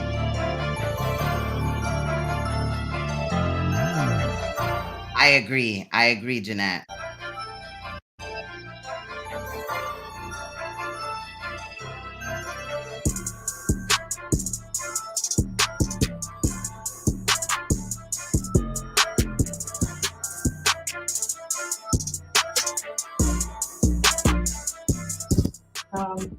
Would the staff at Bay please introduce yourself for the record? Gary Goodwin, Warden. Tim Wynn. Now, really quick, this is Marvin R. Douglas. This is his daughter. Just to give you a little bit of information, I placed her here because she got some body movements that are kind of awkward to me or whatever. And then she also had stated that she's she's into ministry or something, but she's there to support her her father's release. My bad. Prison Harbor classification. Colonel Malcolm's also in here, but he's on a phone call. So Colonel Roger Malcolm, that's everybody, Mr. Nice. Okay, thank you. And we have one case there today. That's Mr. Douglas. Good morning, Mr. Douglas. Good morning. Do you introduce yourself to the pardon board? Tell us your name and your DOC number, please. Marvin Douglas, 099760. Yes, sir, Mr. Douglas. Let me introduce the pardon board to you. I'm Cheryl Renata. To my far left is Mrs. Jackson. To my immediate left, Mr. Roche, and Mr. Freeman is to my right. I want to acknowledge the folks that have joined us today. We have your daughter, Carla Marchman, who will be speaking on your behalf at the appropriate time. And then we have the victim is Connie Parks, one of your victims, who will be speaking in opposition at the appropriate time. First, I'll read some identifying information and then really quick, I'm sorry, I ain't trying to be petty, but y'all know I'm petty as hell. So I want y'all to pay attention to sometimes, glare over at her mouth or whatever. She moves it like she on drugs, in my opinion. Ask you to confirm it, and then I'm going to turn it over to Mrs. Jackson. Your case has been assigned to her this morning. So, Mr. Douglas, you're here today before the pardon board seeking a commutation of your sentence. You were sentenced, in Red River Parish for aggravated rape in September of 1982. You received a life sentence. Then in March of 1983 in Caddo Parish, you received a forcible rape conviction. You received 25 years on each count. That was to run concurrent with the life sentence. Mr. Douglas, is that information correct? Yes, ma'am.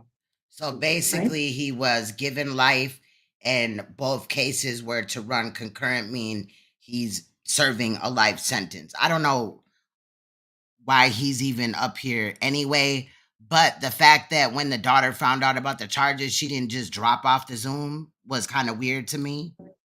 Thank you, Mrs. Jackson. Good morning, Mr. Douglas. How are you doing today? All right.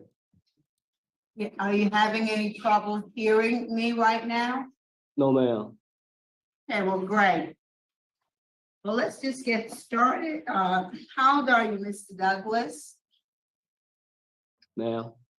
How old are 61. and how long have you been incarcerated on these charges? 41. So you were 20 when you committed these crimes? 19. Okay. So tell us about yourself when you were 19. What was going on in your life at age 19? Had you graduated from high school? No, ma'am. When did you quit school? How old were you? What grade when you quit school? I was in 8th grade.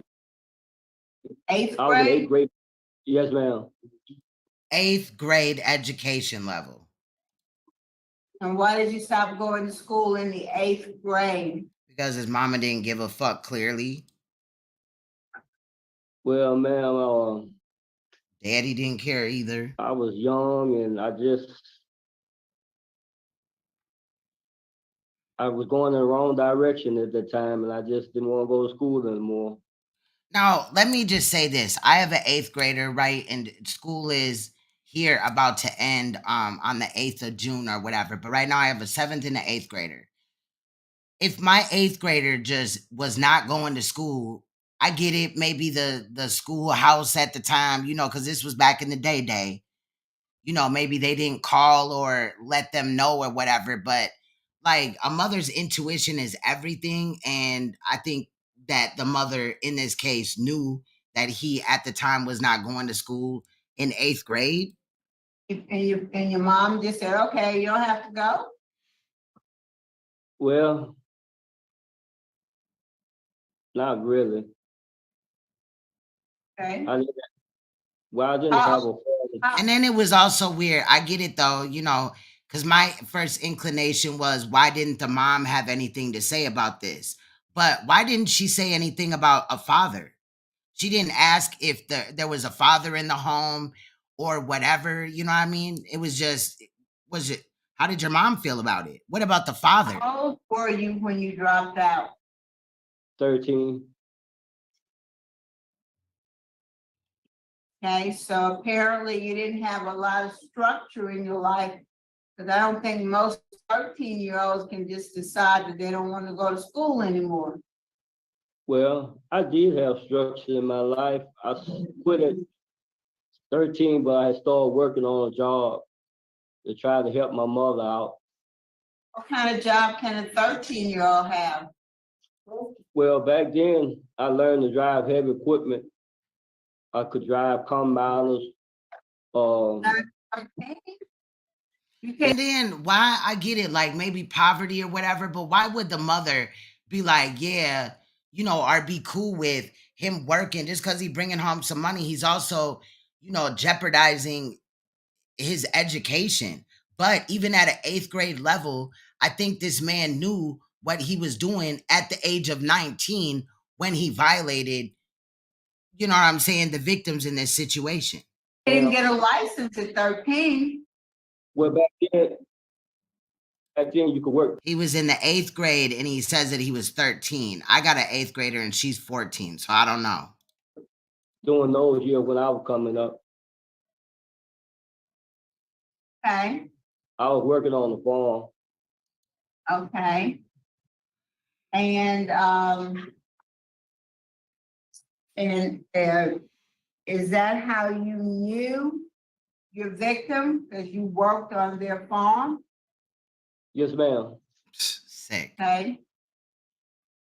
So tell us what happened on the night of crimes, Mr. Douglas. Tell us what happened. Well, me and my farm partner was out joyriding, smoking Facts, Emmanuel. Big facts. and drinking, and the Smoking what? car broke down Oh, smoking side of the what? road, Wait, stop talking. marijuana. Now, again, they're going to try to demonize marijuana. Again, I've never seen any strand of marijuana that when you smoke it, you just feel like raping people Marijuana. and robbing their house. Mr. Douglas, can you hear me? Yes, ma'am. I was So you smoking was- marijuana. Well, how were you when you started using marijuana? Probably around the age of 12. Oh, yeah, he had great structure. How does a 12-year-old get access to marijuana? Well, man, back then you had people running around that sold marijuana, and I bought it from them. Come And on now. what were you drinking? Wine. So now we're also going to blame it on weed and drinking. Again, I've never seen a liquor that made me want to rape somebody. And who was your co-defendant? Robert Broadway. How did you know him? We went to school together. Okay. And so you and he had been riding around, and then what? Well, the car broke down, and the car broke down about. What's up, Bell Gates? Right now we're looking at this is a separate case from the one that we just looked at. That one was crazy. It was a Chuck E. Cheese predator. But this one is predators take turns violating victim, Marvin R. Douglas. So this man and his co-defendant decided to rob the trailer or property of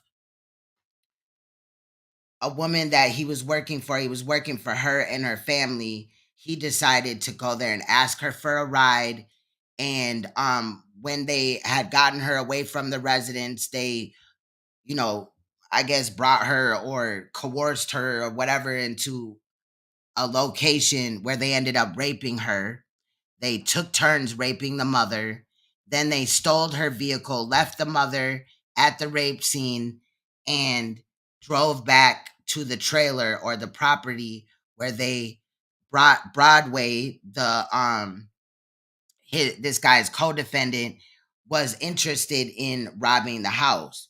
So regardless, Marvin decided that he was going to rape the victim of the rape, the woman they just raped's daughter, okay? And she was 14 at the time. They had, tied her up. His co-defendant told him to stop. The co-defendant tied her up, put some socks in her mouth, and tied her hands with some speaker wires from a stereo.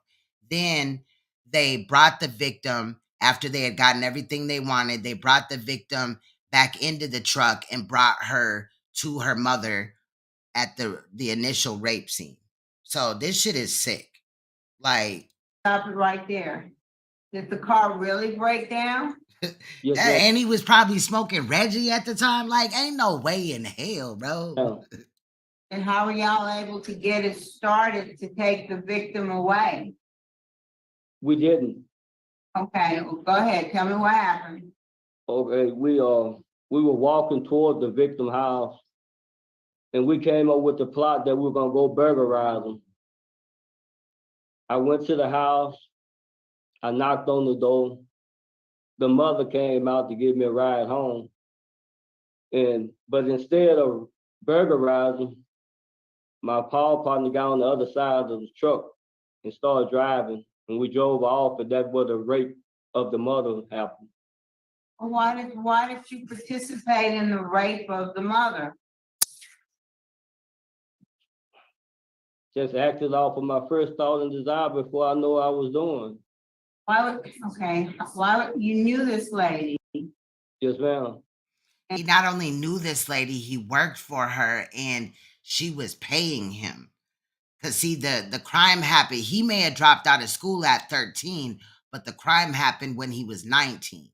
And she had actually taken you home before, hadn't she? Yes, ma'am.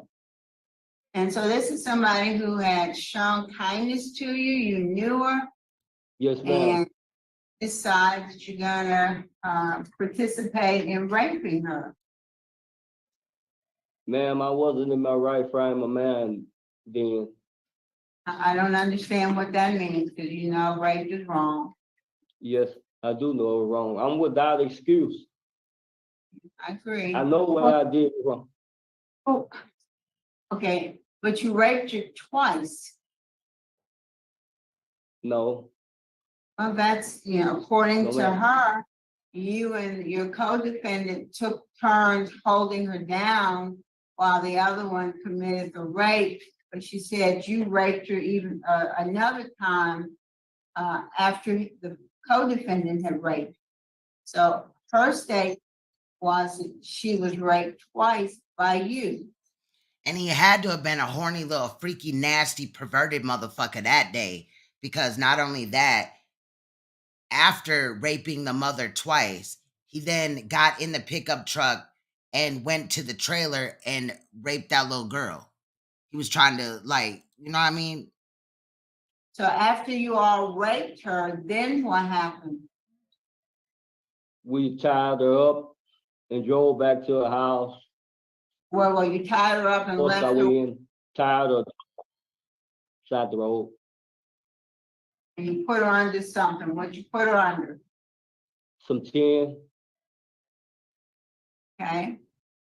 And you went back to her house, is that correct? Yes, ma'am. Why did y'all go back to her house? We went back to the house to finish the burglary, and we tied the daughter up. We loaded everything on the truck. Then we drove off. Whoa.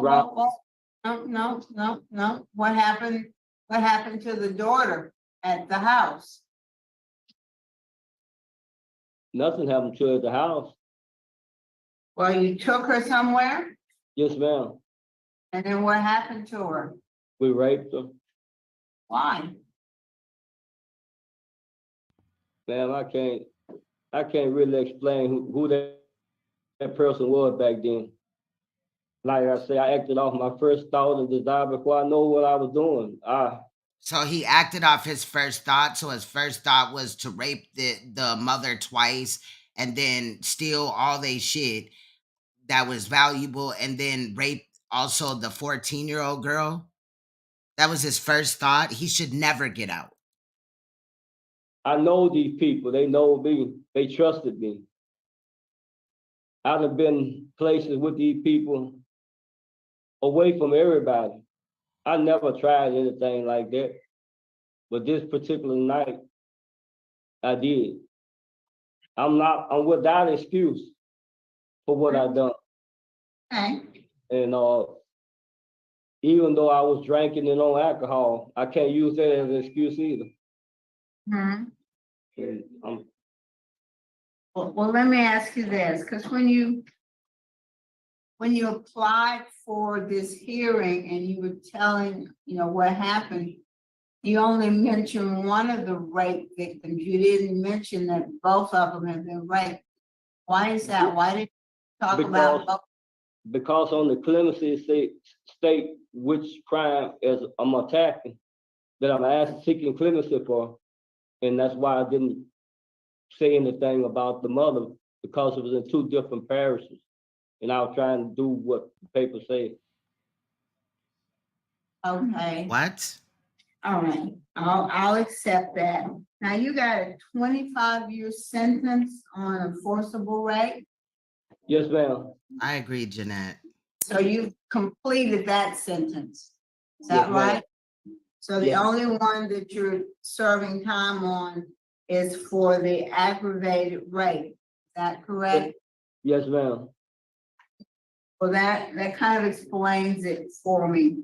I see that you've taken all 4 phases of the sex offender treatment, and then now there's a phase 5. We're gonna talk about phase 5 separately. So the other day I had spoke about how there was once 4 phases of the sex offender program, but now they've entered in a 5th phase, but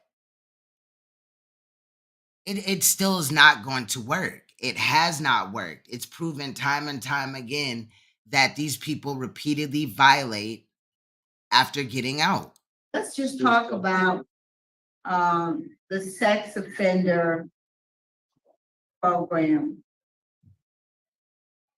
How did that program help you understand why you chose to commit these rapes? What did you learn about yourself? What did you learn about the crime of rape that helped you Well, understand the situation? Go ahead. well, the phrase I just been telling you is that acting off my first thought and desire before thinking about what I was doing. That's the only thing I could see that caused me to do what I did. Drinking alone wasn't an excuse, because these people was like a family to me, and I did this to them. Damn, if that's how you do your families, I'd hate to be your enemy. Shit. It was like a family to you, but you did this. I denied. And robbing their home is one thing, but the rape and then the rape of a minor child as well, like it just gets worse and worse and worse. A lot of stuff when I first started off, but I learned that why I'm gonna be in denial of something that I done, and I was trying to find an excuse, but it ain't no excuse. I don't even look at drinking or getting drunk or weed as an excuse. You tried to weasel out of if you raped the mother twice or not. You tried to weasel up out of that. You was like, no, I only did it once. So you're not even being truthful. I was selfish in something that I did that I shouldn't have done. And I appreciate, your candor with that, Mr. Douglas. All I'm trying to do is be honest on what happened. I mean, I'm not trying to deny it, and I'm not trying to make an excuse. And I do appreciate that, and the rest of the board appreciates that. But in a way, rapes are kind of different from other kinds of crimes. Sometimes people just have this urge to commit a rape.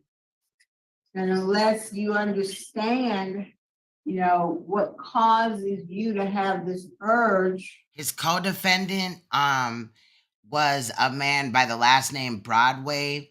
Like I said, if you go in the description of this live, you'll see some case information or whatever, just little quick notes that I wrote down or whatever about the case. But the first case, the cheesecake predator. I must be hungry, y'all. The Chuck E. Cheese predator, he didn't have any appeal or whatever or any links to add. But in this situation right here, if you go under the Marvin thing and go to the bottom, you will see a link that brings you to Broadway's appeal. He obviously lost that appeal, but a lot of the all the case information about the event that we're talking about today in Marvin R. Douglas's situation is included in there because that was his co-defendant. So just to let you know that. If there is a link or any other information, it will always be in the description. You know, sometimes it's something that's happened to you, sometimes it's a lot of different things. But until you understand, you know, why your mind would even go there, how can you make sure it doesn't go there again? Well, ma'am, I don't use drugs and alcohol as an excuse, but it did alter my mind. If I had not been on drugs and alcohol, my mind wouldn't have took me to doing a crime like that, because many years ago, I come to understand that I used to wonder why I got so much time for rape when I didn't kill anyone. But I come to understand that raping a woman is just like killing, it's worse. If you molest a child or rape an adult, you should get life, period. Period. It's something they got to deal with for the rest of their life and their family. Now he's gonna just say some shit that the board would be like, okay, all right. Okay. I'm glad you gained that insight. And again, I've never met a liquor or an alcohol, a liquor or a weed strand that would make me just want to do what this man did. Did you ever actually take victim awareness, or was that part of the sex offender treatment that you took? I'm in victim awareness. Well, I started last week. Exactly, Emmanuel. Facts, Jeanette. Definitely excuses, but facts, Emmanuel. Okay, so as well. But when did you come to understand how devastating rape is? What made you come to that realization? Well, after doing time in Angola and coming to terms with myself and what I did, and I really acknowledged what I had did. When the crime was first permitted and years went by, I always been bothered by what I did. There wasn't a day went by up until this day that I haven't been bothered by it, because it was wrong. And it's not just the rape charge itself, it's who I did it to. I did it to people that trusted me. I could have went to them people's house at any time and they would let me in because they trusted me. And I'm not the same person. I learned what I did was terribly wrong. Well, tell me about the phase 5 of sex offender treatment, because that's you. So tell us what that involves and how long you've been phase 5. So clearly, the first phase is they already knew did not work, because the only reason why you add the shit is if things aren't working and you need to restructurize the program. So she just admitted that phase 5 is new. Phase 5 is what we use to help other offenders in giving people points about sex offense or what to look for. At one time, we had shot videos of showing people in society what to expect from a predator. We already know. We looking at one right now.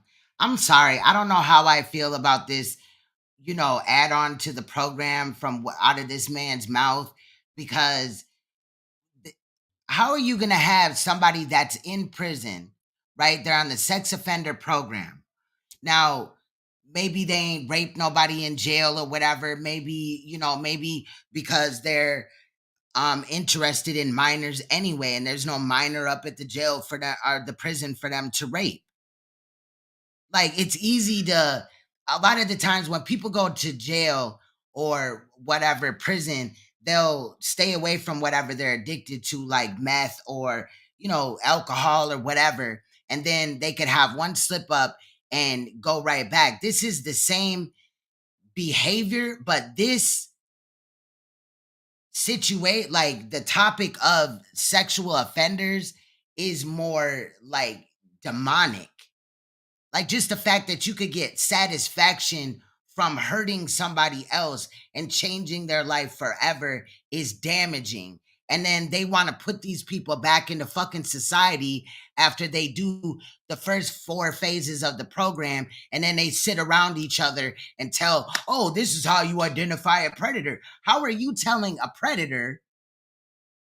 He said that they would reach out and help each other or whatever, right? How are you telling a predator how to identify another predator? What are we doing here? And it's also, we can go around and talk to people about sex crimes. Who are you going to talk to about sex crimes? You guys are sex offenders. Therefore, you're not like going to a school and talking to kids about sex offenders and shit, because that would be a violation of DOC. Like, what? Who are you talking to about this?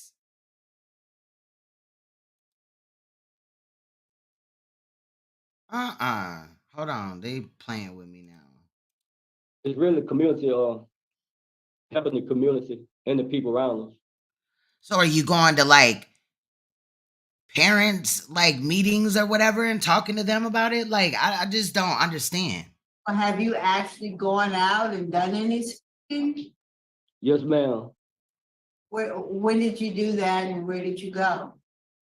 Well, I talk to people here. They get locked up. Okay. And the videos, this was done when Dr. Corn used to come here and he used to let us make videos. Okay. What's your job at the prison?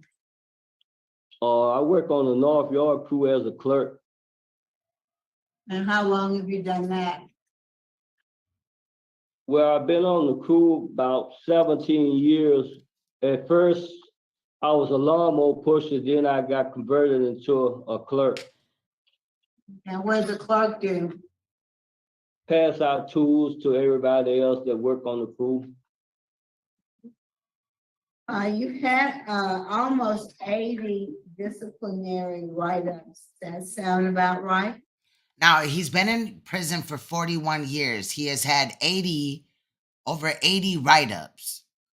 Does it seem like this man would be, I mean, I get it, but does it seem like this man is ready to get out of prison? Yes, ma'am. The last one was in 2013. Right. So about 10 years ago.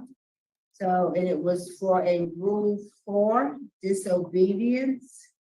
You remember what? I think those type of situations, Emmanuel, happen phase 1 to 4 of the program. But I also question, like, I rarely hear about it being mandated that these people go talk to a psychiatrist or a therapist or whatever or anything, because allegedly sex offenders have a mental illness, but rarely do you ever hear about them allegedly being on medication. From the sound on this side of the parole, type of situation or whatever. Like, what are they doing? That was about? Yes, ma'am. I was watching. I mean, we could see how many people want to, how many sex offenders want to get out for parole if we say, all right, well, before you get before you get released, then, we have to castrate you or whatever, and let's see how many people still sign up or, put in an application for parole. Television, and I went to use the bathroom and left them on the seat, and I was wrote up for that. Exactly. Like, there's no way that somebody dropped the ball and has a group of predators like meeting, like, what are they doing, a scared straight program, as many prisons do, but got kids up in there, and then they'll lecture the kids about about child predators? Like, what are we doing here? Because I was under the, understanding that sex offenders are not allowed to be around children, especially in the Scared Straight programs. While in prison, I'm saying. Are you a Obviously on the trustee? outs as well, but No, ma'am. exactly. People in jail or prison, they share war stories and shit. War stories being what they were doing on the outs. And a lot of the times people be lying, they be capping. Yeah, I was doing this and I had this, that, and the fifth, you know what I mean? But in reality, they wasn't making shit shake.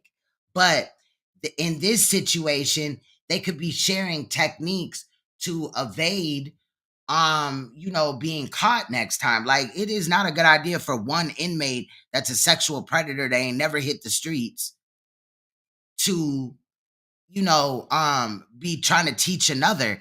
And then it'd be killing me. You got a sex offender and you're talking about, oh, you're, even if they didn't have any write-ups or they never got in trouble or anything like that, oh, your behavior in prison has been good. Yeah, because you ain't dangled a fucking child in their face to see if you can get a reaction out of them. I'm not saying they should do that, but if there's no triggers around, then how can you say that this person changed? Like, what? Because of your charge? Or your disciplinary? Yeah, I know they got that as well. True. But okay, if sex offenders have a mental illness, then let's address the mental illness. They got shit for ADHD, bipolar, schizophrenia, this, that, and the fifth. Let's deal with it. You know what I mean? Yeah, of course, a medication that would make them not desire sex, but also something like to keep them mentally like stable. Because at the end of the day, I think me and Jeanette, I think she was commenting in one of the videos, one of the live streams I did recently. I believe it was you, and we were talking about how sometimes sex offenders, like, if you take away the desire for sex, would they still violate? And I think you have pointed out that possibly yes, because it's in their mind.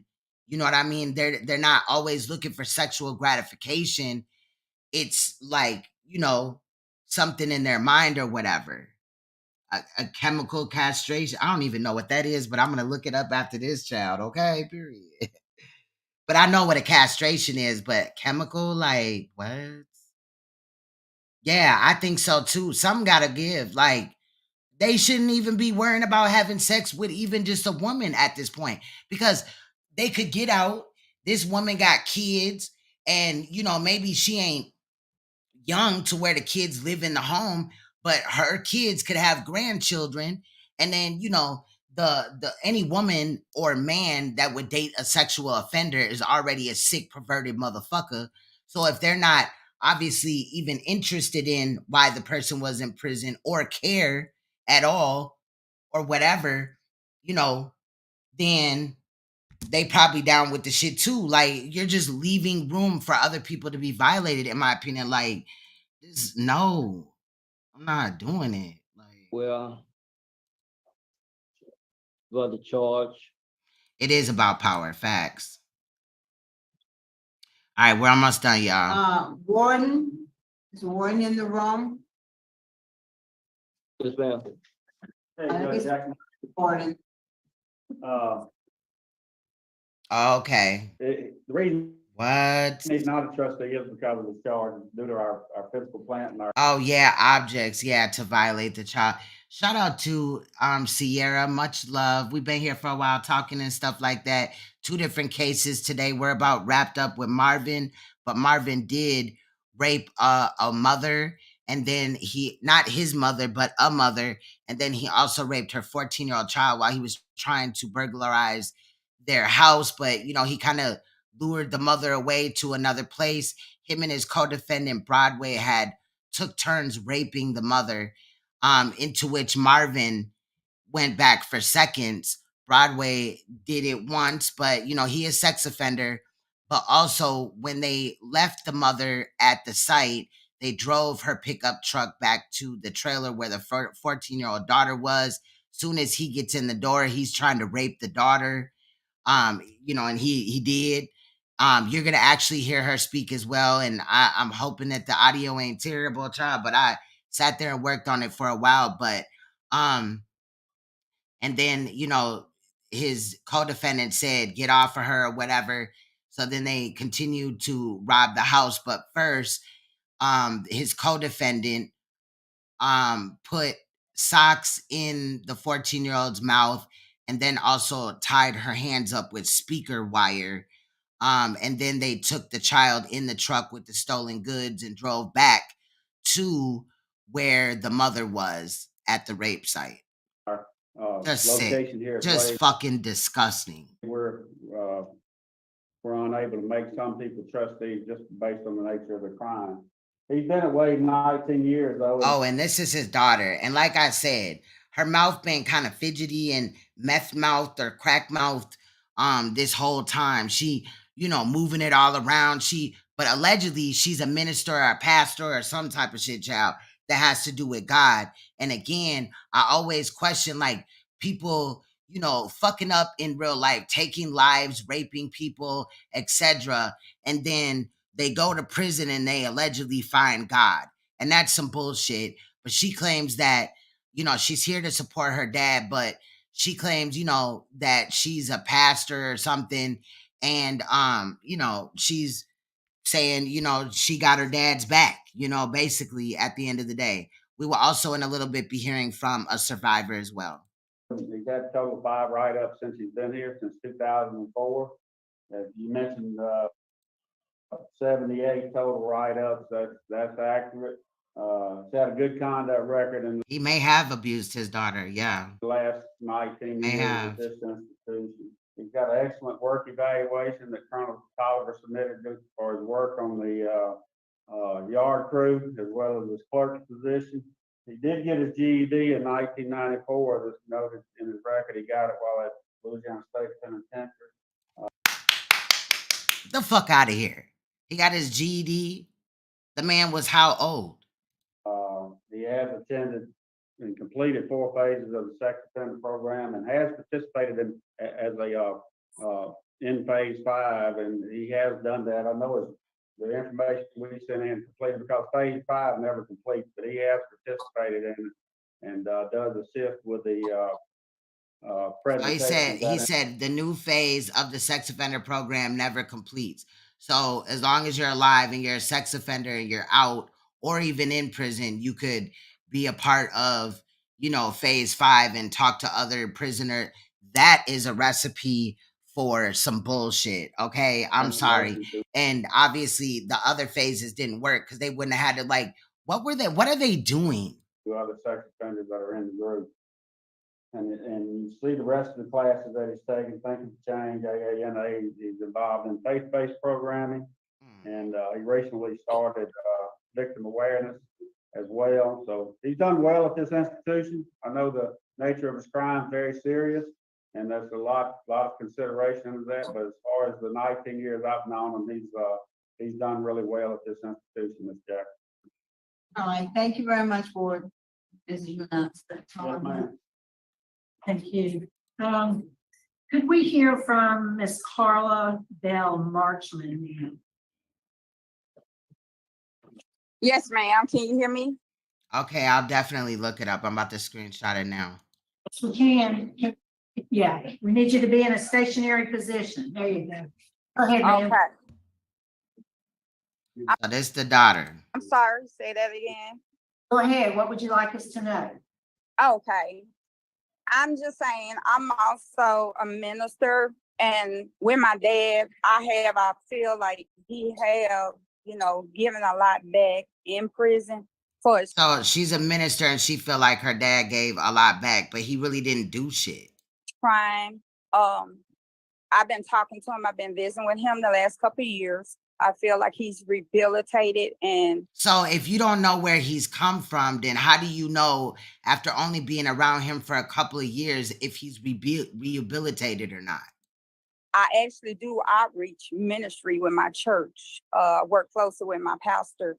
I feel like coming out, we can also get him to help and minister to some of these young people out here that's committing all these crimes, to let them know what prison is really like.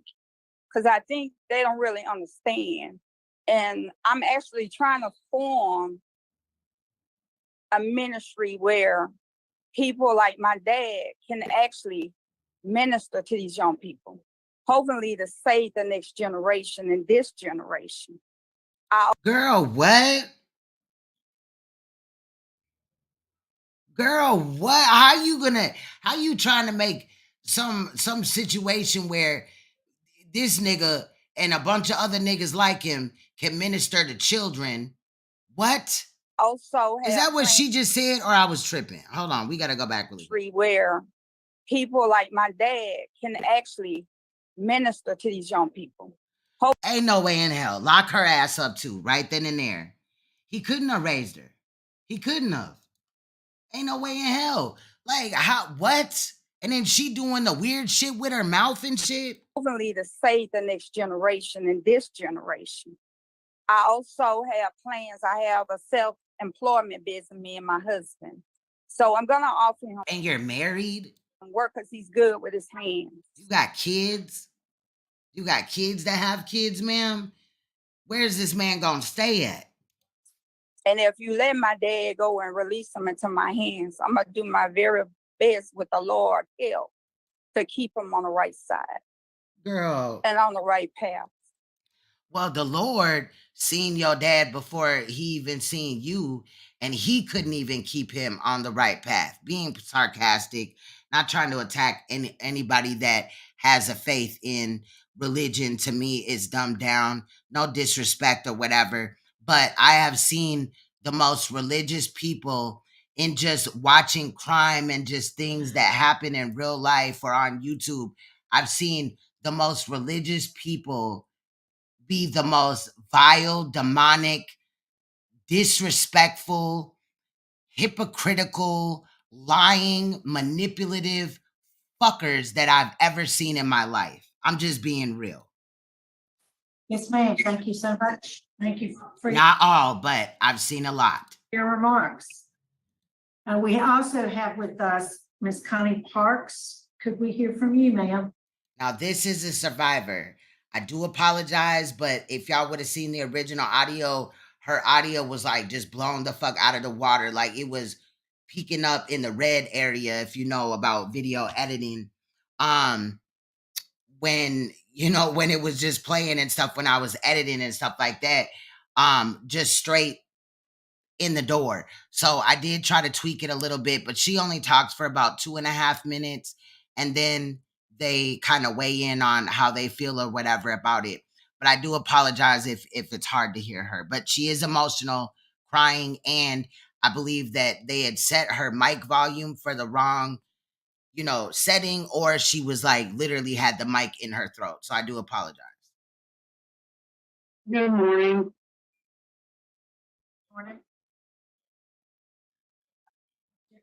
Anything you want us to add? Thank you for listening to me today. I was not sure how to write this statement. I researched this for days. Then I decided to speak honestly and from my heart after much prayer. To right or wrong, here is my statement. I was 14 years old when it was happening to me. I was a scared child. From 1982, I have relived this night every year. February the 18th, 1982 will always be ingrained in my life. I don't trust people. I don't let any boys or men get anywhere close to me except for my husband. And that has affected me my entire life. I have bouts of depression and low self-esteem. When this happened, we were not allowed to talk about it in my house. It was like it never happened. Let me tell you, it happened. I can remember every detail of that night. What these men did to me. there is things after I got away that I don't remember. So that is from trauma and shock. But I can tell you from the time they picked me up to the time they let me go, and it happened. They left me in an abandoned shack. So they left her in an abandoned shack. Nothing but a t-shirt on. With only a t-shirt on. Myself after they raped me.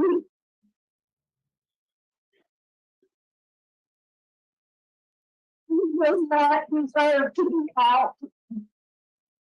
Not when I have to live with this every single day. Thank you.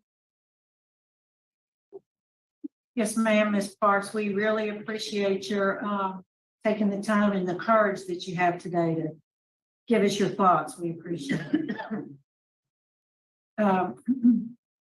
Mr. Douglas, is there anything you would like to say to the board before we vote? I had wrote something down, if you allow me to read it. Sure. I would like to first thank the board for giving me the opportunity to speak. I'm truly remorseful, deeply regretful for what I've done to my victim. On February 18, 1982, I committed a horrible crime upon Miss Connie and Peggy Collins. It brought drama upon them, their family, and my family as well. There has not been a day gone by that I have not been bothered by what I've done. I'm so ashamed of the crime I committed, and many years ago, I came to understand that raping a woman is the worst thing than murder, because it's something they have to cope with their entire life. Back then, I was young and under the influence of drugs and alcohol. My state of mind was altered. I was lost that night, acting out on my first thoughts and desires without thinking about what I was doing or who I was doing it to, and that I was committing the worst crime in the world. I have been through programs to realize how my actions were without excuse. Today, I'm not the same person who I was back then.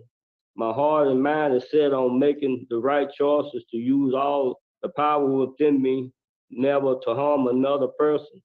Also, I pray to God for the strength that I may lack. I don't take anything for granted. I see life in an entirely different way.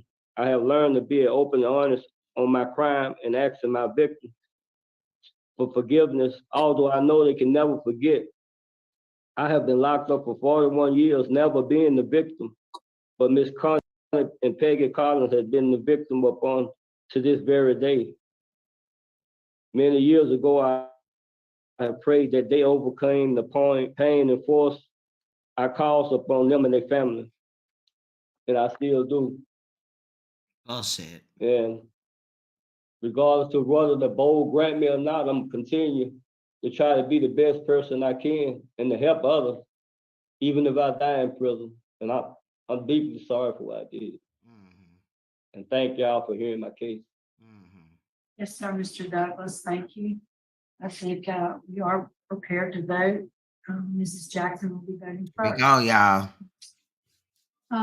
Mr. Douglas, you know, all of these cases are so hard because the impact of crimes are just devastating. And I have to say that when I came into this interview today, I had no idea, you know, what to expect from you. And I was pleasantly surprised. What? That you recognize just the horrific nature of what you've done. You recognize, you know, the terrible impact that you had on the lives of both ladies as well. Wait a minute. First of all, he really didn't even take full accountability. So this is what I'm saying. Miss Jackson is a fucking mammy. As their families, and I'm glad that you have come to that point where you're accepting responsibility. What responsibility did he really take? Honestly, What help has he done for others, really? So this is hard for me. I have to, weigh, what the victim is still going through, and I also have to weigh the growth that you have demonstrated. You have been in prison for 41 years. You were 19 years old when this crime occurred. So for me, I think you have demonstrated a level of rehabilitation that makes What? me believe This man had 88 write-ups. Do you know I know people that have had one or none write-ups and they've been locked up for like almost 20 years and not for no sexual offense? that you no longer pose a danger, threat to others. And so my vote would be to recommend a commutation of sentence to 90 years. That's just one vote. Mr. Rocha. Thank you, Madam Chairman. Mr. Douglas, I echo the words and the statements of Ms. Jackson. I got something I didn't expect today, but I just cannot excuse the egregious nature of this crime. Come on, man. We're almost done. Fuck. The victim of this crime was 14 years old at the time. One of the victims was 14 years old at the time. 41 years later, at the age of 55, she is still emotionally, mentally, and physically affected by this horrendous offense. Law enforcement opposition is opposed. The DA's office is opposed. For all the reasons I just mentioned, I'm going to deny your request. Mr. Freeman. Gotta deny. This is a very confusing case. I agree with both of my colleagues. You've done well in prison. But what has he really done? He graduated, he got his GED in like what they say, 2004? Like this nigga ain't really in no programs for real. It's not like he has all type of vocational classes under his belt and all that. He sat around and he talked to other predators and, kind of pussyfooted around for 41 years. The heartache and pain you caused out, it's hard to weigh those things against each other. But my vote today is due to victim opposition and the serious nature of the offense to deny. So, Mr. Douglas, because we have only 4 members here today, and as you know, it takes 4 like votes for a favorable decision. You've received 1 favorable vote this morning. The 2 votes that were not favorable to your application. So the result of today's proceeding, sir, is that your application for clemency is. I don't think they saw the same thing that we saw. And when they started this one, they said we got 1 case today. So I don't remember this exact day when I recorded this or whatever. I just kind of pay attention to like when I hear certain cases. There's other things, and y'all let me know if you want to incorporate some of them. But again, my main focus is what they're doing with these predators or whatever.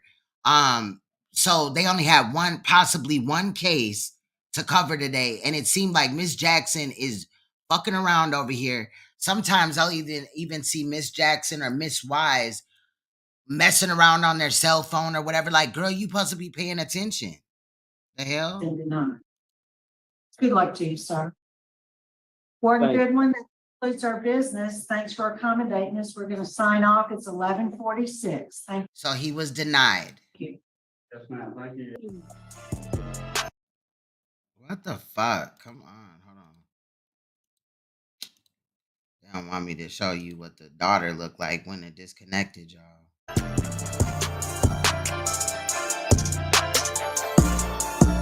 To me, the daughter, that shit was dusty as hell. Like, I just don't know. Like, she got all these facial expressions and all that, but maybe her headspace ain't right because maybe he did victimize her. Um, I do obviously believe that she's older than 41. He's been gone for 41 years. To me, she looks like she's in her 50s or something like that. But Miss Jackson usually says no. I've seen several where she say yes, and this is Miss Jackson over here. Miss Wise normally sit over here, but anyway, but maybe I'm was rushing to kind of capture these type of cases or whatever, and that's the thing about being able to edit the video for presentation, but then also reviewing it again in front of you guys, because sometimes I do feel different about like some minor shit, not in any of these type of videos, but looking back. And oftentimes when you do look back at old videos, you might spot something new or have different feelings. But at the end of the day, I feel like Marvin R. Douglas should remain in there until he passes away. He's already elderly. He's going to be a liability out here. What kind of job can he have? He wanted to speed past portions of his case, which I side-eyed myself. Anybody that can just sit there and rape a 14-year-old child after raping the mother. I mean, just the rape of the mother. And it was just so fucked up because he raped her. Then his co-defendant, Broadway, raped her. And then he raped her again. And they both held this woman down while the whole time ain't no telling what she was thinking. Then they stole her truck. Okay. And then they went to the house to then victimize her daughter and steal her shit. This woman, whoever she is, has helped this man at the time when he was 19. And Broadway, we don't know how old he is, but he did appeal the case.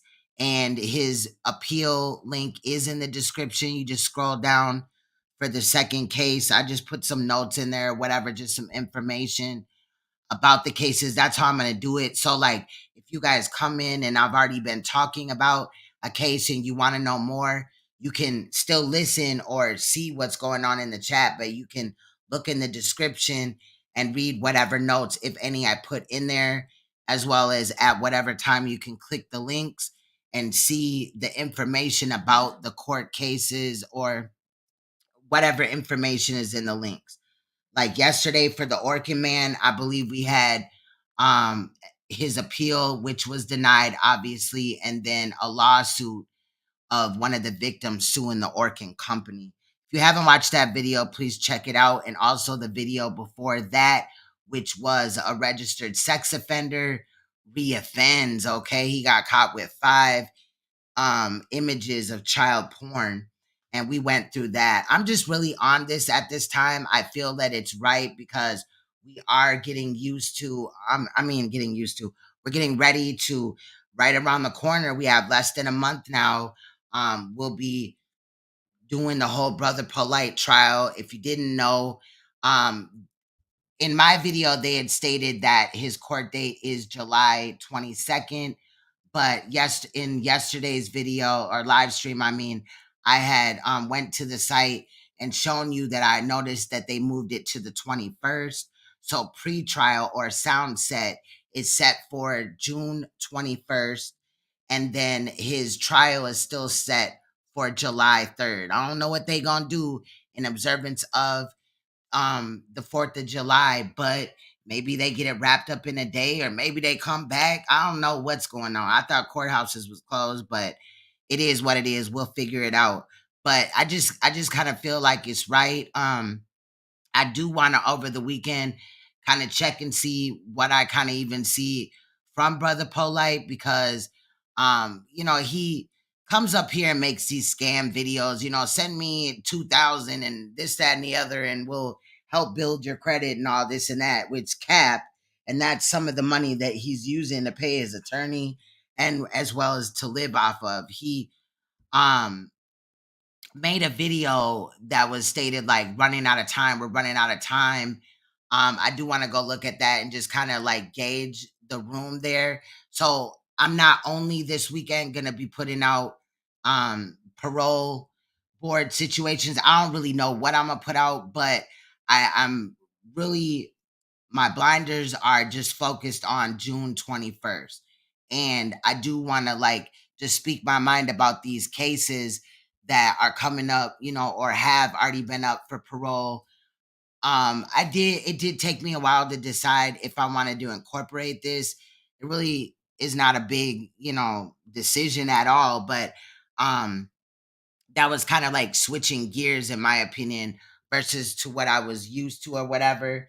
But I'll still be doing some of the news. So I think on Mondays, I'll possibly either drop a video or that will be the live stream that we do for Monday night. Would be any recent cases. It could be sexual abuse, violence, or, you know, murder.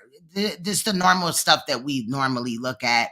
And then Tuesday, Wednesday, Thursday, I'm thinking parole hearings.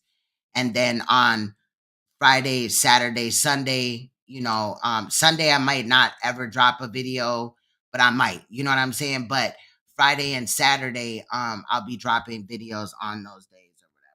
If I can, I'll come live. If not, you know what it is. But anyway, so I'm back now Monday, going live from Monday through Thursday, around about 9 p.m. Central, 9:30, 10 Central. I'll kind of let you guys know in the community tab area. You know, because in this situation, it kind of took me a little bit longer to edit because I had two videos. Um, and then I had to, you know, copy over two forms of information and all this and that. So that's just kind of where I'm at with it at the end of the day, but I will be back more. I do appreciate you guys. And like I said last night or this morning, I don't remember, I think started last night, but I had gotten a few very generous donations and I do appreciate those. Those kind of help the channel go. They pay for things for the channel. Editing takes time, and you know how I am about my graphics. I will, when I start getting on a regular schedule and I got that down packed again, I will be, you know, making some new graphics and stuff. I got some things calling me. Also, the merch store is down for right now.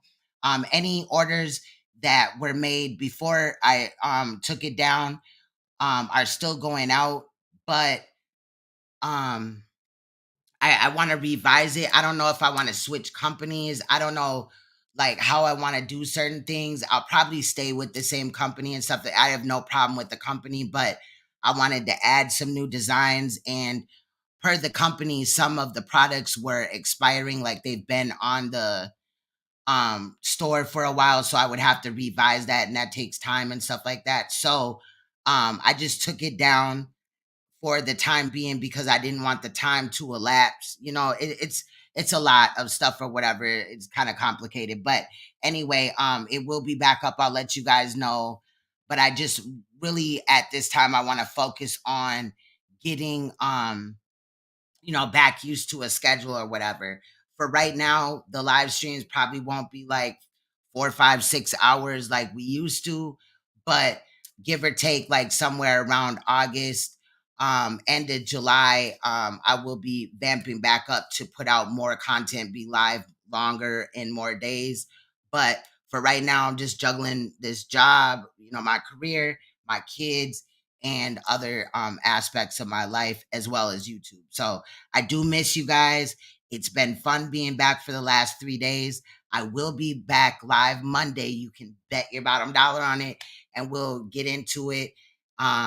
Some of these other things. If you would like to send me anything, you could send it to me at Queen's Throne, the number 9 at gmail.com.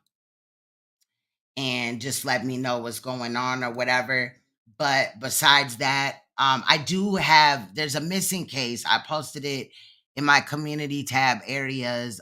There's a missing, I believe it's an adult. I don't know. But my best friend had kind of told me about it. and some other people and stuff, and sent me a flyer. And I really even haven't had a chance to look at it, but I guess there's like no news talking about it as often. They don't in missing cases or whatever. So I'm gonna take a look into that and see if I can scrub anything up. If I can and it's not much, I will post it in my community tab. But y'all already know, if I find out more, I will definitely post a video about it. So much love, y'all. I appreciated you guys. I'm just gonna play Duck or For Duck by Ruga again. I do appreciate you guys though. Really I do. I know that I've been gone and things like that, and I hope I didn't damage any, chords or strings there, or whatever. Not strings like I'm controlling y'all, but sometimes when people ain't there, they find somebody else to watch, which is totally fine. But I'm back now and I'm putting out quality content for you guys. Notice that I'm not beefing or none of that. I'm staying focused. So, I appreciate you guys and everything like that. So if you haven't already, please hit that like button. If you're new in rewatch, salute to you and subscribe. Stay you, stay royal, stay uncompromisable, and please stay woke, because you will see me or hear my voice in another video or live stream. Much love, you guys. Again, I will be uploading these two videos, these two cases that we did today. I will be uploading them to my true crime TV channel, so you can watch them in their totality there without commentary if you prefer. Shout out to the people that have been double watching, like they'll watch the commentary version and the no commentary version. I appreciate you guys so much. But anyway, I'm out of here. Much love, y'all. Bye-bye. You should know he wrong. He a fucking white boy. It ain't exclusive if you don't shoot. And I know what I'm on. My boys on. And we gonna come. Because I know they not gonna play about me. They gonna kill shit. You know what I'm saying? And once we come, it's on. New Glocks and XDs. We ain't shooting till we test these. And we ain't stopping till we catch 3. Hit his crib and tell him catch me. They like they ain't playing fair, yeah, this shit that deep. Look, the other day I almost clapped a nigga. Whole time it's just a fan, he tryna snap a picture. That get back gon' be so real, we gotta rap a nigga. We just ran lurking, tryna catch a rapper nigga. And if we ever said it's up, nigga, then it's stuck, nigga. I'm the type to come through dressed up like a cluck, nigga. Now you box up in that corner and you fuck, nigga. And the last word that you heard was this for duck, nigga. And all that fake shit don't come around with it. Cause usually that snake shit come around with it. And usually the ones that foes say they down with it. You hanging with that nigga, he told you must be down with it. And they ain't gotta get close to you. Nigga, I can get you touched from an ocean view. I just make a call and they do what they supposed to do. Ain't no capping, boy, them scrappers, they stand over you. Like Dusky say, I got a bond with my shooters. And if they catch a case, then we just bond out the shooter. We might hit your crib like we running with the looters. You can try to run, but ain't no running from this Ruger. I catch the killer, he getting buried alive. No buried in 5. When my niggas want you, where you gon' hide? Better ride with that 5. And if we can't find you, we gon' get somebody that mean a lot to you. So you can keep on hiding and we gon' end up taking a lot from you. And ain't no question, I don't wanna talk. And ain't no drive-by shooting today, I wanna walk. We been at his crib some hours, today I wanna stalk. And we ain't leaving from his crib until this nigga caught. He coming out, I saw him in HD. Ran up on him with that pipe like, nigga, take these. Nigga stumbling and running, he can't shake these. Then all he seen was a flash, told him say cheese, nigga. Got a lot of shit on my mind, I just keep inside. Cause if I let it out, you might just see them demons fly. It's fucked up when you lose your nigga and see him die. That hit a part in your soul where you can't even cry. I done witness niggas change right in front of me. And I done witness niggas get changed right in front of me. Mama always asks me, son, what you wanna be? But it ain't what I wanna be. Mine's what I'm gonna be. I always been a humble type, but never been a mumble type. Was raised around them young wild niggas. In that jungle life, you wouldn't last a day. You don't want to see what that jungle like. Them youngers riding around with pipes. Them youngers, they'll take your life. Most of my niggas gang bang are locked up in a cell. Sometimes I ask the man upstairs, is we living in hell? Them shorties run up on your porch like they deliver mail. Them shorties run up with that torch and just deliver shells. See, I grew up in a city full of hatred, where they see you got a way out, but don't wanna see you make it. They don't wanna see you take it. They don't wanna see you chase it. They gon' smile like it's love, but deep down inside they hate it. See, I came a long way from depression and aggression, from welfare to Section 8. I thank God cause it's a blessing. Brothers in and out of jail, Lord knows my mama stressing. Thinking about the life I live, like will I make it to see heaven? Will I make it to see 27? I be damn, I be under a reverend. I be damn, I let a nigga get up on me, he gon' catch 6 from the 7. I done seen niggas hang with niggas who done told. So I don't fuck with them, you fuck with him, you done told. I can vouch these niggas bitches on bro now, and I can merch that on them niggas on phone now. If that was me, won't be no witness. Nah, if that was me, won't be no sentence. Look, so run up on me wrong, you better have your shit together. Cause them killers I fuck with, they be with whatever. My niggas hopping out with them deserts. We ain't come to send a blessing, but we came to send a message. Look, moral of the story, keep a weapon. If he tryna learn, he get burned. Cause I teach a lesson. Hollows open up like presents when I shoot that Smith & Wesson for some shit he did in the past. Now he ain't present, nigga.